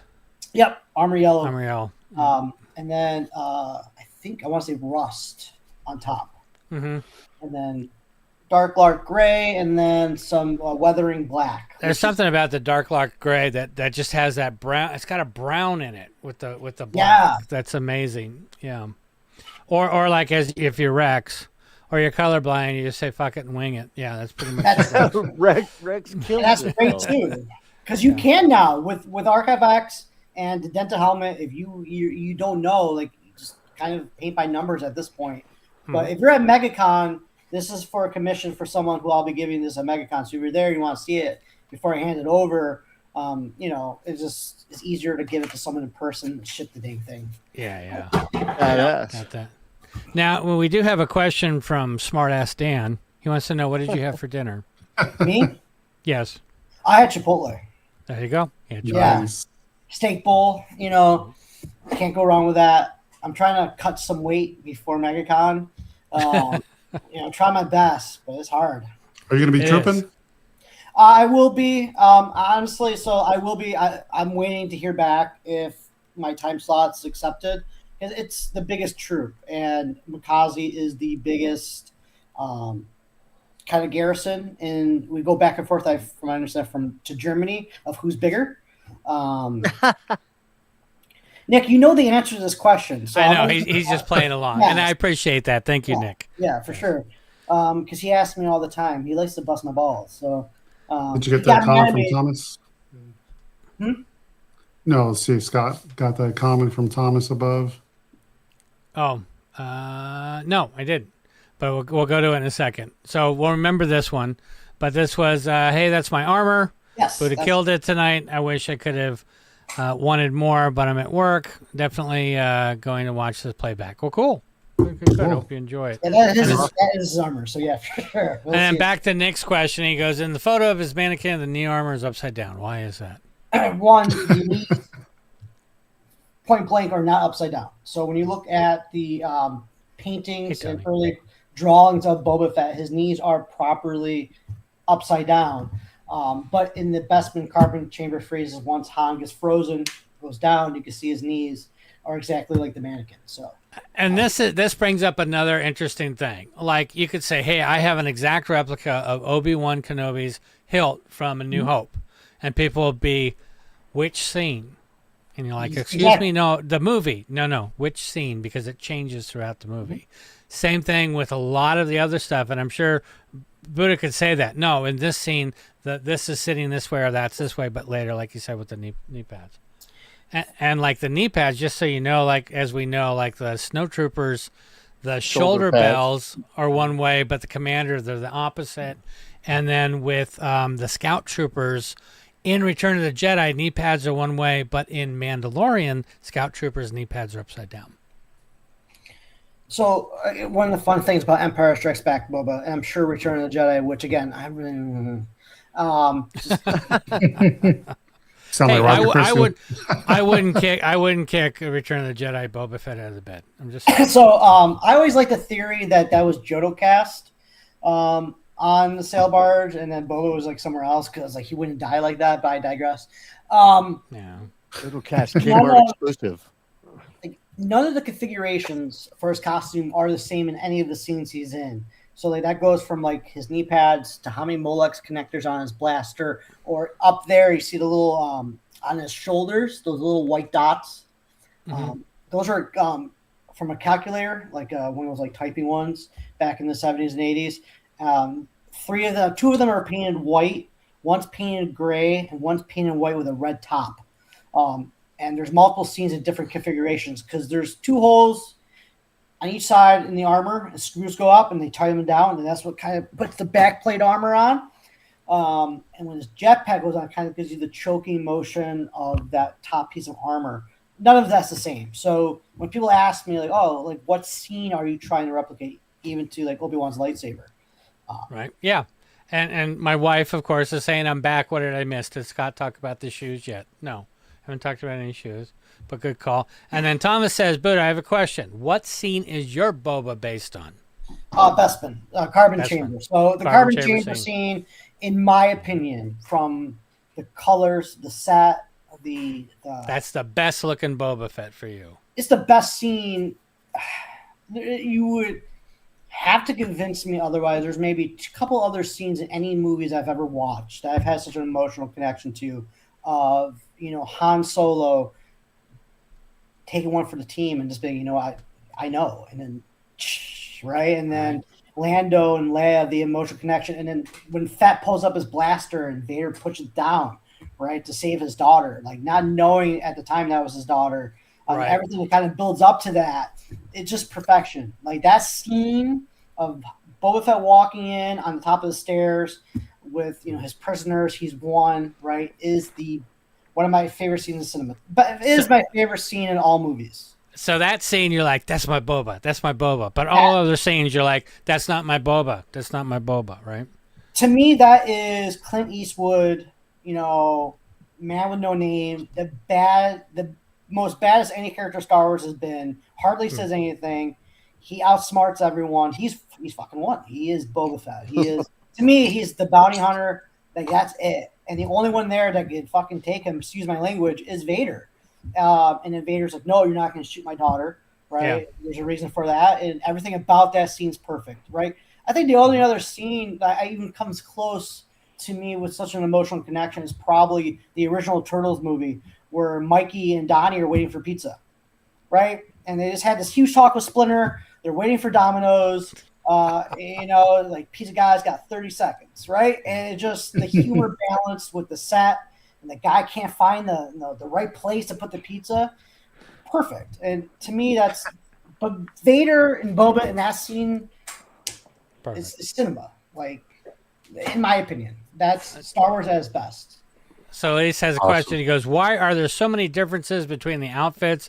What is the reason for that? Because they didn't think anybody'd notice. Yeah. I mean, they knew Boba Fett was going to be popular because they put him on everything, right? But when they just on Empire, everything changes so much, right? The knee pads change. There's 2 sets of knee pads, right? Just on set that you see upside down, back and forward. The screws up top with the keypads. Everything changes. Pieces fall off, right? There were multiple pieces in the costume that fell off during filming. And then, like someone said earlier, they made different variations of Fett. Right, so they had 4, 5, 6 costumes in the archives at Lucasfilm. They weren't called the archives back then, but they had 6, 7 costumes laying around. And when they filmed Return of the Jedi, they grabbed the same flight suit, the same vest. They painted over some of the Empire Strikes Back armor for Return of the Jedi. So a lot of it's the same. Yeah. Right? It's just The little things change. Yep. got bleached right from the sun in Arizona. The armor got painted. Right, the helmet was already painted for Return of the Jedi. It wasn't like they painted it on set. It was just there. No, right. They grabbed it. Probably some PA was like, "Oh, this is Boba Fett." But if they had multiples, just in case, they may not be perfectly accurate or the exact same. So that's kind of where that stuff comes into play. It's crazy at how many variants there are of certain things. Or you'll hear that, no, there was only one. You're like, wow, that's such an iconic piece. What do you mean there's only one? No, there's only one on set. And most people, like here, if I showed you PP3 and the Hero Empire Strikes Back, most 99% of people would have no idea it's different. Because guess what? Master Replicas didn't know it was different. Lucasfilm didn't know it was different. Because when Master Replica's like, hey, we want to do the Empire helmet, they're like, here it is. Well, it wasn't. Whoever approves that stuff, I don't think they really care. It depends on who presents it. Yeah. Depending on who it is, that presents like a master paint or master product. If they were on it, then it gets approved. Cool. But it's not always the case. So, yeah, there's a lot. Again, people don't realize how much Fett stuff is sitting in the archives. Mm-hmm. Multiple sets of gauntlets, multiple jetpacks. But it's just amazing. Like we were talking about costumes like that and how much it takes to reproduce it. Is astounding that they designed it, the design was, and then how hard it was to put together, and that they did it. Same with Bausch, even you could say it with Vader and stuff. But it amazes me. It amazes me. But there's something about the Star Wars universe that I think all of us are so attracted to, and when that stuff fits, like the ships, the costumes, the decor, all that stuff, it. You're like, no, that's Star Wars. That's in there. And it's just, I don't know. I just think it's a awesome world to hang out in. I think it's the first time we saw anything, correct me if I'm wrong, like maybe Space Odyssey, but like kit bashing on screen. Of like, these are models that people made in the garage with real light parts that look completely alien to us. I think that's what, and it's seeing something, I'm sure, it's being 7 years old and seeing it for the first time. Jeez, that opening scene, seeing that in the theater, my parents thought I was fall asleep. 10 o'clock showing. That freaking tandem comes out in that Death Star, and I was stuck. That's it. I'm watching the rest of this movie. We had never seen anything like that. With everything space was pristine. It was clean. It was Star Trek. It was 2001. That kind of stuff. Even Alien, which was around the same year. Everything looked very clean. Star Wars was the dirty part of it. And yes, you had clean, like Stormtroopers and Vader and stuff, but like Boba Fett wasn't so clean. He was beat up and all that other stuff. It all just, I don't know, it's just all so cool. Spaghetti Western. It fits, and I think, I was listening to a podcast and someone said, the quality, for example, for Simpsons has gone down in terms of writing because the original people that wrote Simpsons weren't writing Simpsons, right? They were writing a cartoon. And then the people writing for it now grew up watching The Simpsons and are trying to write Simpsons shows. And I think they already have the script for The Simpsons, man. They're predicting everything. Yeah, but with Star Wars, with Book of Boba Fett, they're so into like we're making a Star Wars show and we're making a spaghetti Western opera in space.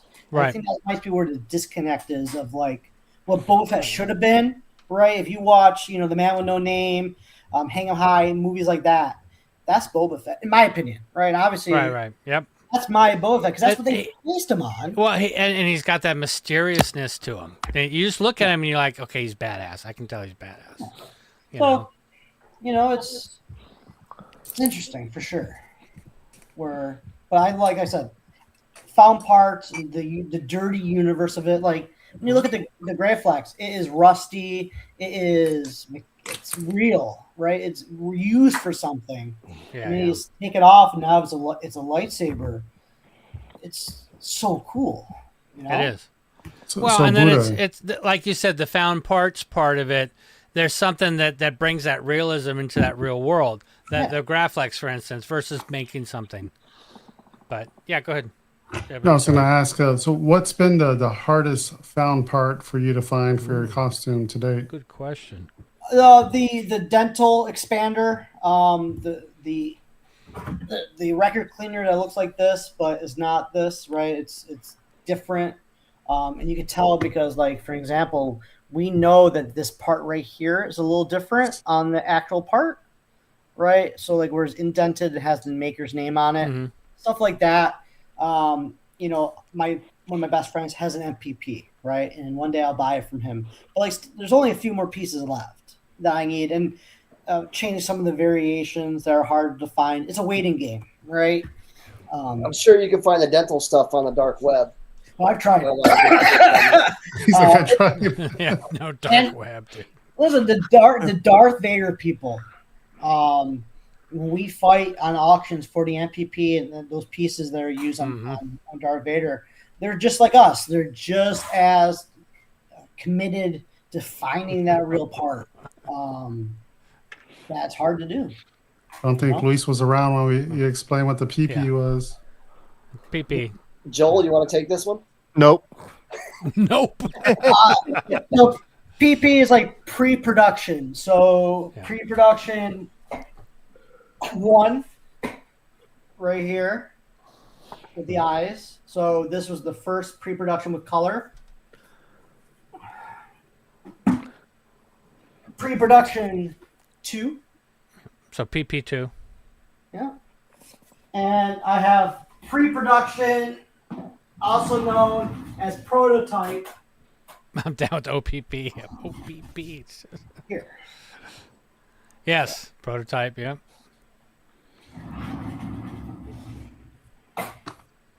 Yeah, the best was when he was putting his PP in the flash hider or whatever it was. I was going to say, easy there, pal. The MPP into the Webley. Yes, PP into the Webley. That was it. He bought me dinner first. He made me some coffee. So, good. I'm glad you grabbed that. Yeah. Yeah. Tom says those newly discovered safety switches are paying a fine. Yeah, there's a different variation to it. So the one on mine is missing a little bit of a notch. So I've been looking for them now for past maybe 6 months. I haven't been able to find any yet. There's only 2 of them out in circulation that people have in their private collections. Well, Prop Store sold the Webley. Right. And this is kind of where I get a little pissed off with Prop Store, right? Zombie says, Scott, PP is 1, number 2 is different. Yes. So Prop Store is selling this blaster, is going to make $300,000 to $500,000, and they're lowballing people who have MPPs to buy from them. Like, you guys know how much an MPP is. Don't lowball. Like, it's only going to make your blaster that you're selling that is direct lineage to that. You know, it's the one. We know it's the one. We know the serial numbers match. We know that the scrape in the Woodstock matches. It is the blaster. Buy the real damn MPP. Put it in there. Then put that up for auction. Shit like that pisses me off. Because, like, Boba Fett to me is so important. Right. Go the extra mile. Do what's right for the piece and for the person buying it. And of course, obviously, if you have $350,000, I think it ended up being like over $600,000 after the fees and everything. Wow. You could buy the $5,000 MPP. But on principle, what are we doing? So yeah, just make it complete. Crazy, man. Yep. Yeah, that's all. I get a little mad at that. I get a little heated when you take shortcuts, but. Oh, you shouldn't talk to me. And again, like, like people, my close friends, they make fun of me because it's like, you're autistic. Like, I know, like I understand that. It's all good. You know, the world needs people like you, and the world needs people like Joel. It's all good. Well, Scott's more like you. Janine's more like me. Yeah, I'm kind of in between because it's like I am totally wanting things to be accurate, but at the same time, I've learned how hard that can be. So I can back off of it. But Janine's like you. It's like I'm getting this done today. I don't care what it takes. It's going to be done today. Yeah, because you get the effect. You know what I mean? Yeah. You know what it is when you see it. Yeah, and it comes out great every time. So. Yeah. My number 2. And it gives me something to do. All right, it's been 10 years. I think I joined RPF, Dented Helmet RPF. I'm looking right now. I've been on Dented Helmet, which is my favorite form, since 2008, May 5th. So wow, dude. I'm old. Almost 20 years, dude. Tell me, you do go outside once in a while, right? Oh yeah. Sure. I mean, Okay. you'll see me at MegaCon. I play hockey. Nice. Twice a week, 3 times a week. You know what I mean? So I have other hobbies, but like this is definitely something I love, and it's definitely my main focus. Right? I like other things. Oh, we can tell. We can tell. I think it's awesome, dude. I mean, you got this is a great hobby. You enjoy it. It's tracking down, finding the parts is the hunt. The part knowledge of is it. impressive. Totally get it. I mean, Yeah, the knowledge of all the really little impressive. pieces and everything is just so impressive. The I hunt guess stuff You have that super- passion. If you, the Dented Helmet, I tell people all this, like if you want to fall in love with a character, go on Dented Helmet, sign up, and then read, because they have gone from, they've found a lot of these helmets of talk about Don Post, Rubies, making them, Master Replicas making their helmets, the discovery of the hero helmet, and just all these discoveries, all the research, all the pain and sweat and tears that other people did the research, right? So, like, I can regurgitate it because I spent hours and hours and hours on it, but the people who really did it are no longer kind of active anymore, right? And but we need that. We need that. Yeah. We need more people to get involved with it to keep passing this information on to the next generation. And I hate Facebook because the information goes by so fast and it's gone, right? And go to the forums and like do the research because it's absolutely fascinating and I absolutely love it. And again, I didn't discover any of this. You know what I mean? It's the people like Art Andrews and Scott and Dom, and Ord, who have been around for even longer than I've been, who grew up in California, who have the connections, who have been to the archives, who are able to bring this information to us. You're just the next caretaker of the knowledge. Yeah, they're like Boston spies. You know what I mean? Like the fact that, honestly, like the fact that this helmet exists in my hands, right? When I got the phone call, like, hey, listen, these are coming out, right? Was unbelievable because, like, who would have thought that this helmet that's molded from the hero helmet would be available to people without any master replicas or EFX alterations, right? Without any like, oh, this got to go Lucas and Disney first because if you have a master, if any of you have the EFX PRC helmet, I got it. I have it. Yeah. If you look at it, right? For one of the things it doesn't have this little white smudge, fingerprint smudge. No. Right? Like Disney wouldn't put that on there. No, but you notice it. I'm okay with it not being there. It depends on again the people, but that's a really good point. Right, yeah, if you want it to be movie accurate, then that would piss all sorts of people off, right? If that's your thing. It just like that helmet that came out that made its way out into the collectors, the ability to have a Generation 2 molded helmet, and that you could get painted by someone and have it exactly like Dom Fett for real. Like if you want a special edition helmet painted, Fett for real painted the EFX helmet. Right. So he had access to the colors and things like that. He lives in Florida. Awesome dude. He will paint it for you. He is, in my opinion, the best special edition Empire Strikes Back painter.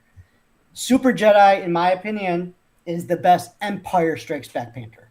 So same helmet, 2 different painting styles, 2 different looks. They look completely different when you have them next to each other. They look pretty much the same on my shitty camera. But, when I got the helmet, like I remember being at Galaxy's Edge, right? He gave me the helmet. It was May 4th, like 3 years ago. Like in front of the Falcon, I almost wanted to like shed a tear because like I never thought like this is one generation away from that helmet that's sitting in the archives. Yep. And like I never thought I'd be able to have something like that. So something like that is just, and I'm sure again, like I don't want to sound elitist, but like you don't have to have that helmet in your collection to love Boba Fett. No. Like, and that's just the reality. So because I understand how hard it is for Hasbro to scan that helmet and to mass produce something as complex as the Fett helmet to have for $100. That's wild. Absolutely wild. So we're spoiled. Mm-hmm. But the other thing that's cool about stuff that you're talking about is that, you've got people that are in any industry or anything that they hold everything to themselves. They keep their secrets. Yeah. And then you have other people that are willing to share. And you're the type that's willing to share. Hey, I've learned all this stuff. I can teach you. I can show you this and show you that. And that's why this is more accurate or whatever than that. And I absolutely dig that. And on the side here, Luis brought up a really good point. I agree with people who like everything exactly as the original prop, but I also like people that do their own style, like the Smuggler Room. And I don't know if you're familiar with Smuggler Room, Brian Thompson and that crew, they just did a Jajark table, which came out amazing. But, Dan's like, yeah, Brian does awesome work. And then Janine nails it, his dad. So if you're familiar with the Smuggler's Room, Brian's dad is old school. He's the type of guy who goes, okay, this is how we find the radius on this. This is how we do this. This is how which boggles my mind because that kind of knowledge needs to be passed down more and more to more people. And that falls in line with what I was saying, with you being open with the information that you've learned. So I appreciate that. To that point, it's funny because I know like the Vader people are very secretive. When this Fett helmet came out, for example, there was a situation in Chicago where I saw the helmet painted, and I look at the guy and I go, "I love your hero helmet," and he looks at me and goes, "It's not a hero helmet." And I'm looking at him like, "Bro, I know it is. I know you're like there's no reason. Like I basically told you like I know what that helmet is. There's no reason to lie. I know what you're wearing. It's not a secret between me and you. Like, I'm not going to walk to Disney and be like, oh, you know what I mean? Like, no, like, dude, like, and I know when that helmet came out, there were people who were pissed because, people have had certain things in their collection that and I know they have it, right? And they have certain pictures and they'll be at a convention. It's like, hey, come up to my room and I'll show you some pictures, right? Real sketchy stuff. But all it is, like, they'll be like, just saying that to anybody, that's a little creepy. Yeah. Yeah, and like all the picture is like, for example, for this piece on this gauntlet, right? This right here is inside of this, and you can see it on the gauntlet, and it's just a picture of it, right? And it's just like, don't show anyone. It's like, are you fucking kidding me? Like, who gives a shit? Just tell people, hey, that piece in there is actually that metal piece. You know what I mean? So it's, I don't like being like. Don't piss on my leg and tell me it's raining. That's it. You know what I mean? And that's the reality of it. Like, I know what you're wearing. I have it too in my display case. Yeah, like, yeah. This reminds me of Porky's. It's like Beulah Ballbreaker. There's a mole right there. I know it. Yeah. It's like, frustrating, And again, like to your point, I don't want to keep secrets. It's like this is something like when it comes to certain costumes, whether it be like stormtrooper people are the same way, right? Because it's like, oh, this is the hero from A New Hope. This is a stunt. This is the guy that hit his head on.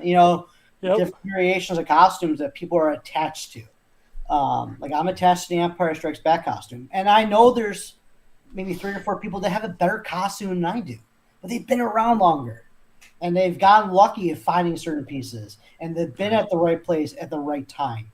A lot of it is luck and being on eBay or being on the forums at the right time and right place. But, people like Ord, who are super helpful and super knowledgeable, he's not keeping secrets. He wants to help you, just like I do, want to make your costume look the best. And I feel like that's a responsibility in the community to pass on that knowledge to everyone who wants to be a part of it. And again, that's why I asked you first off the bat, like, if you want to build, what's your budget? Because if your budget is not much and you got $4,000 or $5,000, I'm going to tell you, go to Hobby Lobby, buy an airbrush. Learn how to paint the armor jetpack gauntlet yourself. That'll save you $2,000, right? Like, you could build something amazing with an A1 3D printer, a lot of time and a lot of patience, right? But it depends. Yeah, it depends on the skill level. And if you don't, other people are like, no, I'd rather have somebody else do it. Well, then there's that available. So yeah, so 100%. And, with I think a lot of people's wait times right now for commissions are super low. So now's the time, with 3D printing and stuff like that. Now's the time to get. And again, like people like Eric, Super Jedi, he's thinking about retiring from painting. So for me, like, oh God, like in my head, I'm like, I have 3 Empire Strikes Back helmets. Do I want him to paint one more just for me to have it? Like, I don't know why, because like his knowledge, his skill as a model maker, who makes models anymore? A lot of us. Thank God. 3D printed now. Yeah. I don't know, like outside of Gundam, right, and some Bandai models, like I don't know a lot of people doing, old gunships or boats anymore who are like 25 years old. I know a lot of people are like the Warhammer and stuff like that, but it's getting rarer and rarer to find. So now's the time. Well, you're also walking into some of the generations that people just want it. No, just tell me where I can buy it. No, you got to take this and this. No, just tell me where I can buy it. It doesn't work like that. We kind of grew up, a lot of us were like, I'm poor. I really want it. I got to figure out a way I can make it I remember or do something, My first attempt at Boba Fett was I was probably 14, 15 years old for Halloween. I had the Power of the Force 2. It came in a box like this big, a KB. It came with a really cheap blaster, plastic armor, right? I was like, oh God, I really want to be Fett for Halloween. So like on the Dented Helmet, one of the first things I saw was like how to make armor from a garbage can. Right? So it's cutting out garbage cans. That's right. I remember seeing something on that. Yeah. And other people do it in EV foam, but the garbage can, the shape of it, the little curve, and then cutting it out. Well, Dad, I'm going to go to Home Depot. You know what I mean? So, and again, for anyone who's interested, I am more than welcome to answer any DMs, any questions you have. People like Tom and Nick who are on the chat right now, they know, right? Like I got everyone kind of building, got my girl in it. She got her, she's Return of the Jedi. She got her bounty hunter number. Return of the Jedi sucks. She knows that. It's fine. She's gonna kill me, but yeah. But if you have any questions, don't be shy. If you see me at MegaCon, come up, say hi. I could literally, it's been 2 hours. I could literally go on and just talk all night about Boba Fett and found parts, lightsabers, squeegees. I just bought a goddamn squeegee. Yeah. So Buddha, outside of the Dented Helmet, where can people get a hold of you at? Honestly, I'll be honest, I'm not big in social media, but like Instagram is your best bet at BudaFett. And then Dented Helmet at BudaFett or Rebel Scum. I've been on Rebel Scum. I'm sure everyone here knows Rebel Scum is even longer than Dented Helmet. I've been there maybe since like 2005. I remember shit on Rebel Scum, like, hey, they just put out the Return of the Jedi, Revenge of the Sith Wave 2 at Target down the street, literally get on my fucking bicycle and going to get it. So, that's awesome, dude. I'm old as shit. Yeah, and if you follow Buddha on Instagram, you'll find out who dies every day on the Bright Line. Oh yeah, dude, that's my favorite thing. Like we live in Florida and we have a train that goes basically from one coast to the other called Bright Line. And it's not a quiet train. It's very colorful, hard to miss, and it seems like every day someone gets killed by the Bright Line. So, oh geez. And there's a guy on Instagram. Welcome to Florida. I love Florida. Yeah, me too. Survival of the fittest. Floridians, dude. They like big ass fucking yellow train is coming towards you. Yeah. Let me stand in front of it. A lot of times it's accidental. We weed out the weak here. Just, I just don't get it, dude. A cold winter too. Like I don't know. I have the Columbia Boba Fett jacket. I don't think you understand. I actually wore that outside multiple times this year. It was cold, dude. Yeah. In Florida. So you got a cold winter. If anyone, like I said, go to my favorite thing too. Go antiquing, people. Go to Renegers. Go to your local antique shop. Find some SX70 cameras. Find yourself a Graflex lightsaber. Find yourself some squeegees, damn it, and have some fun. And again, learn how to paint. This took literally, because I'll tell you, like this takes an hour, right? And it's fun and it gives you something to do. And look how cool it is. Like you could paint Boba Fett tools, right? You don't have to 3D print this. $30 off Amazon right now. Tomorrow, Prime. Well, they're 70 now. How much are they? 70. Are they really? No, you're lying. I'm not lying. I wouldn't shit you. You're my favorite bird. Let's see. Hold on. You go to B&H Audio. B&H Audio. That's where I get it. B&H Audio. B&H Photo. If you find it for 30 B&H Photo. Yeah, they're up in New I York. saw that, Jason. Hayden's coming to SuperCon. I'm like, Also, I need if some more- you some more live in autographs. New York City, the coolest store for like me, I'm not a photo guy, right? But they have, it's called Brooklyn Audio and Photo and Audio, I think. It's in Brooklyn, obviously. But all it is a big store for SX70 cameras. Oh, So wow. literally the only camera they sell. And I was like, I literally went in and I'm like, hey, you guys have this piece. I just need like 3 of these. And they're like, no, we don't. I'm like, son of a bitch. Because, you know, I need some for my helmets. All mine on my helmets are real. So, yeah.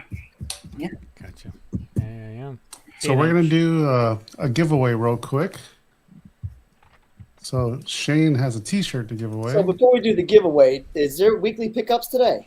No weekly pickups. Okay. I posted in the wrong place. We'll do weekly pickups next week. Yeah. Got it. Okay, what music do you want, Shane? Oh, what I hashtag want do you want? something groovy and seductive Oh shit. with a hint of urine. What hint what of do you what? want your which one's your hashtag to be, Shane? Jedi. Jedi. Yeah, so for those that weren't in the chat early on, Shane has a pretty cool custom shirt that he's gonna do a giveaway on. Oh, Let's show it off real quick. So you can get a Wandering Tatooine, or what I like to call it, the Jedi Castro. Jedi Castro. Well, That's the back of the shirt. This is the front of the shirt. Nice. And then we have the Jedi logo on the sleeve. Pretty badass. So, yep. Yeah, so we'll be doing a giveaway. Whoever wins, you just have to message me your size, and I'll order the shirt in your size and have it sent to you. All our normals are like, oh, we're getting to the end of the show. Zombie said is please do not Please send it don't to send to Ireland. That's what he was saying. Please don't send to Ireland. I still got to get that box out to you, Zombie. So What, Buddha, Zombie's in Australia, and he won one of the contests, and Shane shipped it. It went to Australia, and then it went to Ireland and stayed there for some reason. So it finally moved and went from Ireland, I guess, back. But that's what. He's talking I got to send that back out to him. Did you tell Scott what kind of music you wanted? Yes. I'm gonna All do right. this one. Let's play it. I'm waiting for the hook. Oh shit.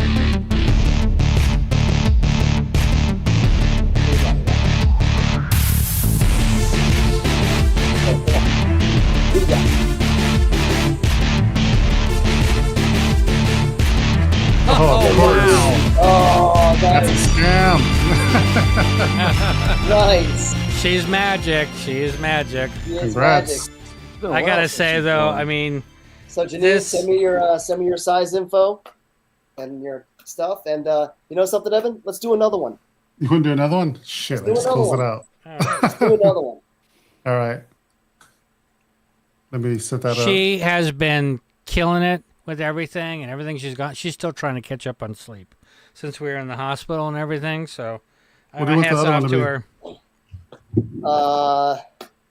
We can't do Jedi again. We can do let's just do Fett, just for the hell of it, because Fett. Buddha's here. And Buddha, you can enter in this too. If you type in the chat the hashtag Fett, you can be entered in as well on YouTube. Okay, hold on. On YouTube? Yep. And he's like, damn it, I got to go on YouTube now. How about we just send Fenn a shirt? There, make it easy. We can do that. Yeah, we can do that. Yeah. We'll load them up. So yeah, so we always like doing giveaways on here, Buddha. It's giving back to the community. That's awesome. Even though it is going to be a Castro Jedi shirt. Where do you what part of Florida do you live in, Buddha? Claremont. Claremont. Oh, okay. You live in the Hill City? I love Claremont. Yeah. I love Claremont is great. Claremont is great. Yeah, because the last time I saw you, I think was in Winter Park at that random Oysters place. Yeah. ABO, yeah, I love ABO. If you're in Claremont, though, they have an awesome place, Claremont Oyster Bar. If you like oysters, it's so good. So nice, dude. Yeah, we need another get together. It's been a while. Need Jenny to have another kid so she can get us all together again. Are you doing Mosh? You can do Mosh Isley? What day is that on? Saturday. Saturday? Maybe not. I think a lot of us are going to Universal that day. No, Universal's Friday. No, we're going to Universal on Saturday.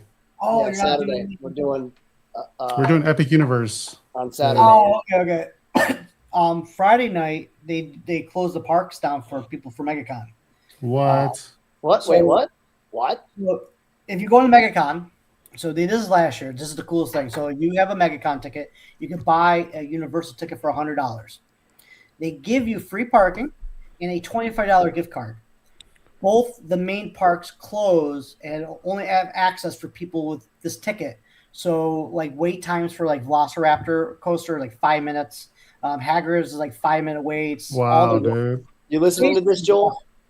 Yeah, I'm fucking dying over here. Like, I love it. We did it last year, but they only had one park open. So yeah, it's a great value. So we really don't have plans for Friday night yet. Yes. We're doing a dinner Thursday night. We're doing MegaCon Friday, and then we're doing Epic Universe on Saturday. So we got no plans for Friday night.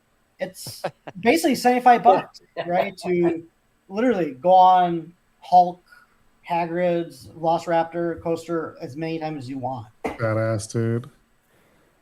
All right, so ready to rock, Scott? Oh shit! Classic. Hell yeah! Been a while. For Buda, if you didn't know, Scott works at Roland. He's like one of the top dudes here in the U.S. Burn Dance. Nice. Sergeant Dan's is out of Florida as well. Yeah, send me the info on Facebook. Or if you're not on there, you can get a hold of Evan. Yeah, send it to me or send it to Shane Wessel. We'll make sure when you get your shirt, get the t-shirt size as well. Mm-hmm.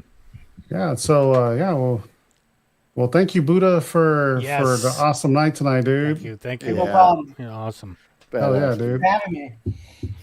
Yeah, go if you're not part of Dented Helmet, go sign up for Dented Helmet. Go read the blogs. Go learn about some Boba Fett. If you're too lazy, yeah, about the squeegee. If you're too lazy for that, go to Instagram and go look for him at BudaFett. You know he's there. So yeah, thanks guys. We'll be back next week. I got to plan something for next week because next week I got to do the episode 200. So we'll see what we do. Maybe an open. Is that mic. where we're at? Are you sure? I think we're still like in the 90s. But oh, we passed 200 already. So did we? Okay.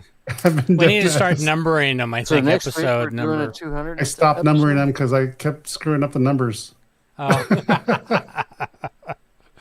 Gotcha. Yeah, we'll be back next week though. Yeah, we'll celebrate it. It's overdue. All right. Okay. So yeah, so Buda, don't leave. Hang out for the post-show gold. You know where we talk shit about everything and off camera. So everybody have a good night. Thank you for being here. We'll see you next week. I'll be posting the community pickups in the Facebook group, so look out for that post, and we'll talk about it next week. Have a good night, everybody. Bye, guys. May the force be with you. Always. No disintegrations. Evan the Collector.